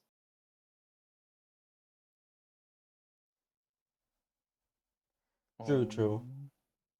I expect Conduit to win it, probably 2-0, because their top hasn't shown promise with anything other than tanks yet. So it kind of backs them into a corner, because I don't think PFC's bot lane is the strongest. Yeah, I think they're still struggling trying to do well in the lanes, but they're fighting well. The PF Changs they do have a good team fight. Not the best, but also not the worst. But they need to figure out their laning, their 2v2 bot, their mid and top synergies, and make sure that they have stable lanes. Because if they're just gonna be like 20, 15, 20 CS in every lane, then they don't really have a chance to fight the game. Mm, Now, looking at the fun stuff, I I do think TSA goes to war against Vampire. Whoa, no way.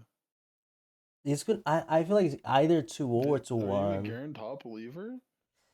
I I think it's just VVS is that bad. I mean, isn't they the ones that dude? They're the ones with the weird top lane draft. That's why. VVS built they're Serpent's Fang on top. Senna. Like, Oh, did he play this week? There's something really strange. I think it was Kane top. TSA played Kane top, I'm pretty sure. Yeah. So they played the one with Israel Ziggs with the Zack and Malphite. And then they played the J4 Lilia top with Anivia. So yeah, not exciting things versus TSA. Where is it? TSA brought in the Kane top that I don't think it really worked. Dude, Kane top will never work because the only thing he can beat in lane is scaling picks, and most people don't pick scaling picks top. They had the Graga stop that did pretty okay, yeah. and the Feast stop that did pretty okay. Weird picks. I still think they beat VVS. Yeah, probably. Yeah, I think those cheese weird picks is what's going to give them the edge over VVS. I mean, I imagine if you put a less experienced top than, TSA's top laner and also make it off meta, they won't have the answers for it. And you can always play Garen too. Like you can play Garen, Yeah. try to stomp your lane. So this Now, is where I'm going to say my uncontroversial opinion. I expect Solar to win 2-0. I don't want to be that I expect them to. biased. Do I think they're going to do it? I have no clue. I think it's a 2-1. Two. So, I think from what they have shown so far, it's gonna be more of a 2-1 than a 2-0. But I also think like it's still up in the air for which side is gonna take the win. But I'm gonna believe in Solar for now. I think they had some more consistent games. They seem to like throw a little bit in the mid game ish with certain positionings and certain fights and decisions. But outside that, I think they're doing a pretty good game so far. I think Solar's only getting better week by week, and Cape Dogs has peaked, so I think it's 2-0. You think they peaked in week Ooh. 2? That's a bold statement. I don't think Cape Dogs is really showing any improvement. I mean, yeah, they seem about the same level as last week, but I imagine they're doing weekly practices. Maybe they have some other person to help them with like VOD review. Yeah, I don't really think teams peak after being in the second week of a comp split. That would be bad for them. Yeah, if they peak here, then probably about half the teams here could improve past their level. I do think they need to watch out for Cryo and Days. Mainly Cryo. I think Cryo has some Yeah, picks. Cryo's actually, probably capable of winning lane against some of the better tops in the league. Maybe mids. Yeah, I think he has like some pocket picks that can work really well.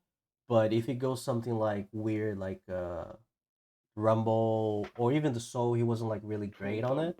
dude, Rumble's such a good pick, but their team comp was not set up for Rumble. Like Jarvan's one Yes. of the best champs in the game right now, and you're not picking Jarvan with Rumble. I'm very confused. Yeah, the combo would definitely help. It was just a lot of decision making that wasn't there. And now going to our unbiased opinion. Um, I'll go with a 2-1 because it's an unbiased opinion. But in my heart is a 2-0 for us to prove the superiority. So, Um,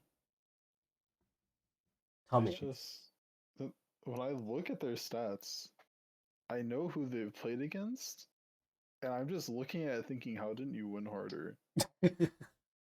That's basically my take when I have looked at their like post match results. I mean, sure, I guess. But overall, still not a. Because the thing. So here's the thing. Um, when I was reading, they were talking about. I think it was sometime this week about. Uh, we played the weaker teams when it's right. GGH played the weak teams, which is it's right. But I feel like since we're playing the weaker teams, it is expected from us to do well into them, right?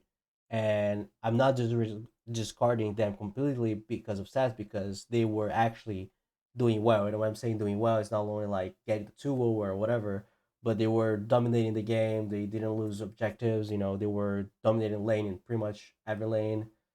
Um, so I just feel like that also counts for on that strength, and not just because you know they played in IBS or they played or whatever weaker teams. The way they played, I think it has a greater impact on the way I see this team at least. So I wouldn't discount them as you should have done better, because I feel like they still did a pretty damn good job making sure that they do stomping them right.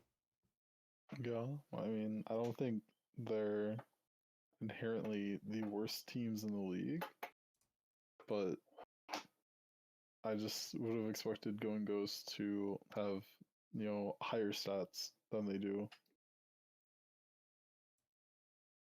Now, the most important opinion is Killbot. Give us your Yeah, unbiased give opinion. us the unbiased opinion.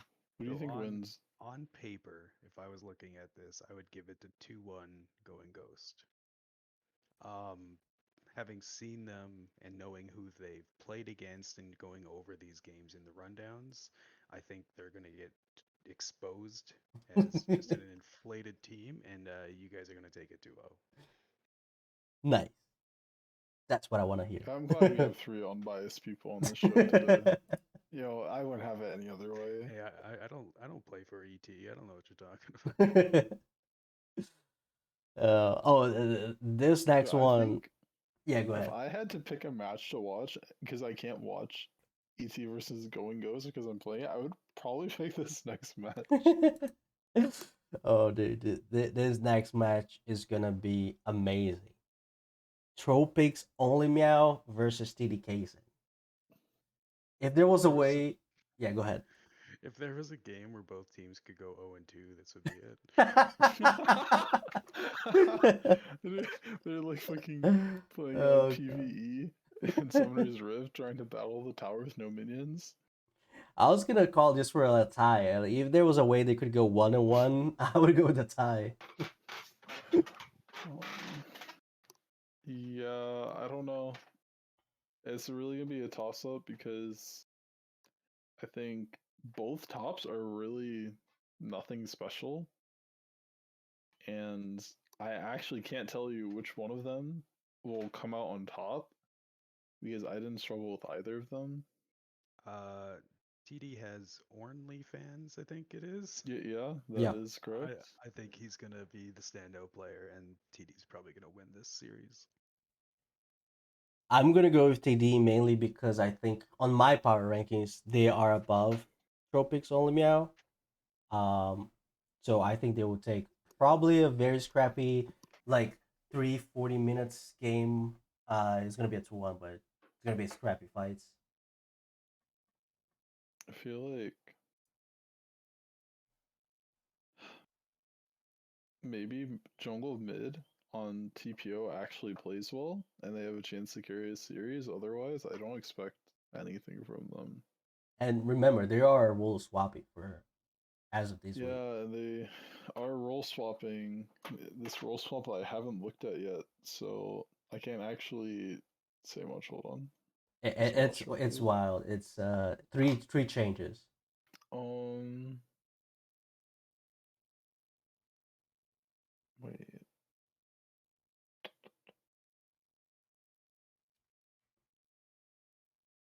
Yeah, I'm just confused.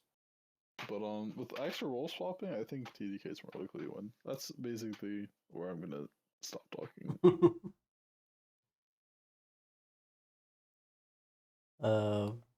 Yeah, it's definitely gonna be weird. Um, Now this one is gonna be interesting. Sprouts versus Dynasty Obsidian. I go. I feel like Sprouts. That's what my gut says. I go 2-1 on Obsidian, but I do believe Sprouts will do pretty well, and they're gonna do well in the game. But I still think the victory goes for Obsidian. Same. I think 2-1 Obsidian. And I have no reason to back my claim. I just think Sprouts will win for some reason. it would be interesting. I think it would definitely mess up with the structure of the league and how people see Dynasty. Because I believe people see Obsidian as top two, followed by what Fever and then Edens, or Edens and then Fever. But if Sprouts wins Obsidian, then I think it's gonna mess up a lot that top teams. And the last match is gonna be a horror show. Horizon Ender and Alcazar. But I feel like Optiza, they've had some of the closest games out of their losses, and I expect them to get a bit better. yeah, I think they're a better team than Endor. And how close they played against Purple and Obsidian in some of the games, I think is gonna show off, and they're gonna take like a 2-0 win. I mean, they took a game off of Purple Sprouts, so I think they're just going to Exactly. 2-0 Horizon. I don't think we'll be that close. I think Optiza's in a bad spot because they've played harder teams. Yeah, they kind of got the short end of the stick. Oh, you know what? Hmm. I just remembered. We got. Ah, shit! I forgot what I said for Solar versus Cape Dogs. I think I said 2-1, right? No, you said 2-1. I'm gonna change my vote. I'm gonna change back to 2-0. For Cape Dogs. I'm gonna say 2-0 just because I forgot IQ is gonna play for us this week, and I'm quite excited to see him play. His week one was very solid, so Oh I'm yeah. giving him the benefit Did of you the doubt. forget Fallen was in? What? Fallen, our new support on ETS. Oh, Fallen. Yeah, yeah. No, I knew he was in this week, but IQ, IQ of Coconut, he's gonna be his first game with us, so that's why I'm excited for. Oh yeah. So I don't know. It sounds like Solar's trying to move stuff around to see if they can have Arc start, but I mean, worst case scenario, we'll have Coconut play. I think they just confirmed I for have Monday. not kept up in date. I can't talk to people in the middle of the podcast. That's fine. But yeah, that's pretty much it. What we have. So unless you guys have anything else to add, Well, I thought we were gonna cover the ET awards for week 1. oh, we can if you guys want. Did I set? Okay, I can do that if you guys have Like, time for what it. better way to end the I don't stream? know. I was gonna say that I was going to release the POG standings because I haven't we have so we just talked about, so we haven't really added anything to it. So the actual final standings probably gonna be released over Twitter. So if you guys do want to keep in touch, look over there. I would definitely say keep us. Shit. Okay, now I need to figure. Oh, it's right here. Just make sure you keep you follow us on Twitter so you can actually see things. Now the bigger question is, where is the where is this? I believe in you. This is your time to shine. Ah, here we go. Oops, this is my power rankings. We don't need to see that. Not right now. So right now, this is how the. Well, let me just remove this and let me make this white. So right now, this is how the player of the game standings are looking for. This has not been updated for week 2. This is just for week 1. I have some notes here on the side that's not showing the screen of how it's gonna look, but this is definitely gonna be changing. There, we have a lot more. But basically, let me just take this. So, does this include Valiant Effort and. No, not yet. At least. Okay, so this is just winning best player on team. Yes. I think I can make another role to add valiant effort as well. They can be done no problem. I just haven't done that yet. But yeah, so far, Chef is the only one that actually had 2 games won last week, but things are changing this week. Um, because we have players like, I actually wrote here.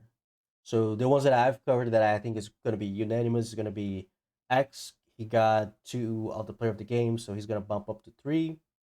I think we're all in a consensus. Oh, me baby.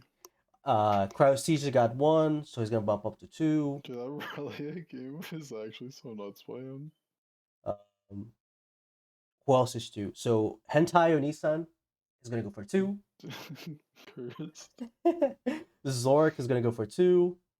Wupong is going to go for 2. And Kiora also going to go for 2. So they're going to get that second position and tie with Chef. We have new additions here. Can I show you? Maybe? Oh no, I don't think that's how it works. So the ones that we're gonna be adding this week is gonna be Shweezy from TSA, um, Gutter Guster Posey from Sprouts, Bali from of Diza, Cross from also from Sprouts. He's also gonna take a 1 game player of the game. Major gonna get his. Technicus is gonna get his. Hap has. I'm thinking about Hap with that quadruplay that won the game for Syndicate. Um, Kiora, Kiora I already talked about, and Ep3 probably is gonna take one of the games for CEF, probably the game 3. I'm still thinking, but there's still a couple more games that we haven't made. Yeah, we need to go through. Like Flower Power, I think is gonna be added to this Dude, list. Flower Power played really well this week. Yep. The other teams that are missing is Dynasty Obsidian and Event Horizon match. Solar and Vampire Squids, and Coalition versus CB Peaches. So once we go over those, I'm just gonna release this sheet on Twitter and just let everybody know with everything. I'm also gonna provide the at least my power ranking that I made. I don't know if you want to make sometime we can also disclose that X. But do you guys want to see my power rankings? I don't know if you guys want to see my power rankings. I mean, yeah. Okay, this is gonna be why else are we here? Feed the egos. this is gonna be embarrassing. Yeah, I better see you at the top of the power rankings. I mean, it's not for players. This is just for the teams, right? But Oh, teams. uh, Okay, yeah, that one's a lot easier. let me just make sure I. Whoa, hold on a second. OBS is crashing again. Classic. All right, so is it back? Holy Jesus! Why? Whoa! Did you change your color, X? Yeah. Okay, I'm just.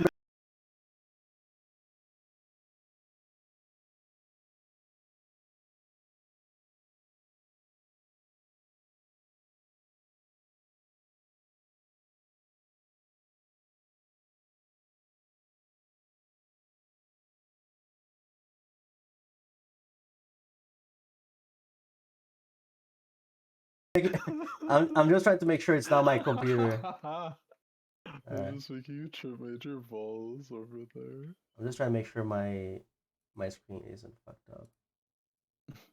All right, so let me get this window here. Now, give me 1 second. Okay, so it's this side. Oh. Here you go. Are we fixed? I'm fixing it, but not sure how well it's gonna look like. Okay, so all right, so this is my one. It's not gonna look good. I'm just gonna make it larger so it can show on the screen. But Oh my god, I'm finally seeing all the things catch up on stream when I was fucking with the colors. all right. So can you see this? Can you? Yeah. Actually, I it's see gonna the old update. screen still. Okay. But Oops. It's updating. Shit. Fuck. That's not what I want. Dude. Oh. this is Okay. Now it should be on the screen. faithless. All right. Wait. Hold on. That is. Did I? Oh, I fucked it. Okay. Nice. Oh. Nice. The right one. Perfect. All right. Alright. It's You're good. talking about like this very moment? This is after what I saw for week 2. Yes. Okay. Just give it a few seconds because I fucked up the screen up for a little bit. All right. Should be good to go now. I only see the Twitch. No. Okay, there we go. All right. Sweet. So first one I think is gonna be Fever. You switched it. You're switching around. Just all just the way. just forget about it. It's fine now. It should be on the Twitch screen. So I see player of the game stuff. it should have updated by now. Aha. There we go. I see the teams. Yeah, sweet. Okay. I think top 4 makes sense. I don't know how it's actually going to shake out.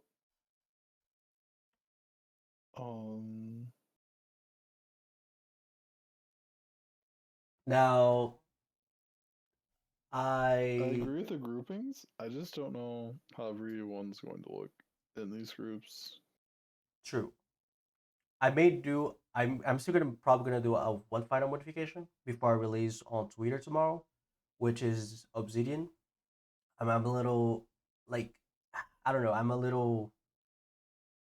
I have what's called doubts about some of the things that I've seen, but I probably will boost them up to either sixth or fifth place ish. Not sure yet, but for now, this is what I have. There's a bit of the difference between what I did from last week, but basically, top four is still unchanged. Maybe Sprouts coming in. Um, fifth through eighth, I still think it's a pretty solid for now. Going Ghost, Dorado, Syndicate, and Obsidian for now. All right. So the question is, Killbot, what do you have a problem with this list? I think I think Obsidian's way too low. I was thinking that might be a bit low. I think Solar's better than Squirtle Squad and Coalition. I could see that. Um, I don't know about Purple Sprouts. I feel like Purple Sprouts might be a bit lower. I feel like if you move Dynasty up a bit, it's probably around there. And the rest of it, I don't know. I that number one, it's in my heart. Hey, and again, this is don't think of this as these guys are much better, right? Oh, it's yeah, Yeah, no, It's a it's lot. hard It's to a say. lot players. even. Yes, it's a It's hard lot to even. say. It's a lot more even between what they showed, what you guys showed. I think you guys showed pretty amazing, and depending on what happens this week, you guys probably gonna be there, at least in my heart, right? Number one. So you guys might be there, but Yeah, that's pretty much all I gotta say. but there's not much difference if you're concerned about that. No, the end, yeah. There's just a few things that it's hard to say. There's some close groupings.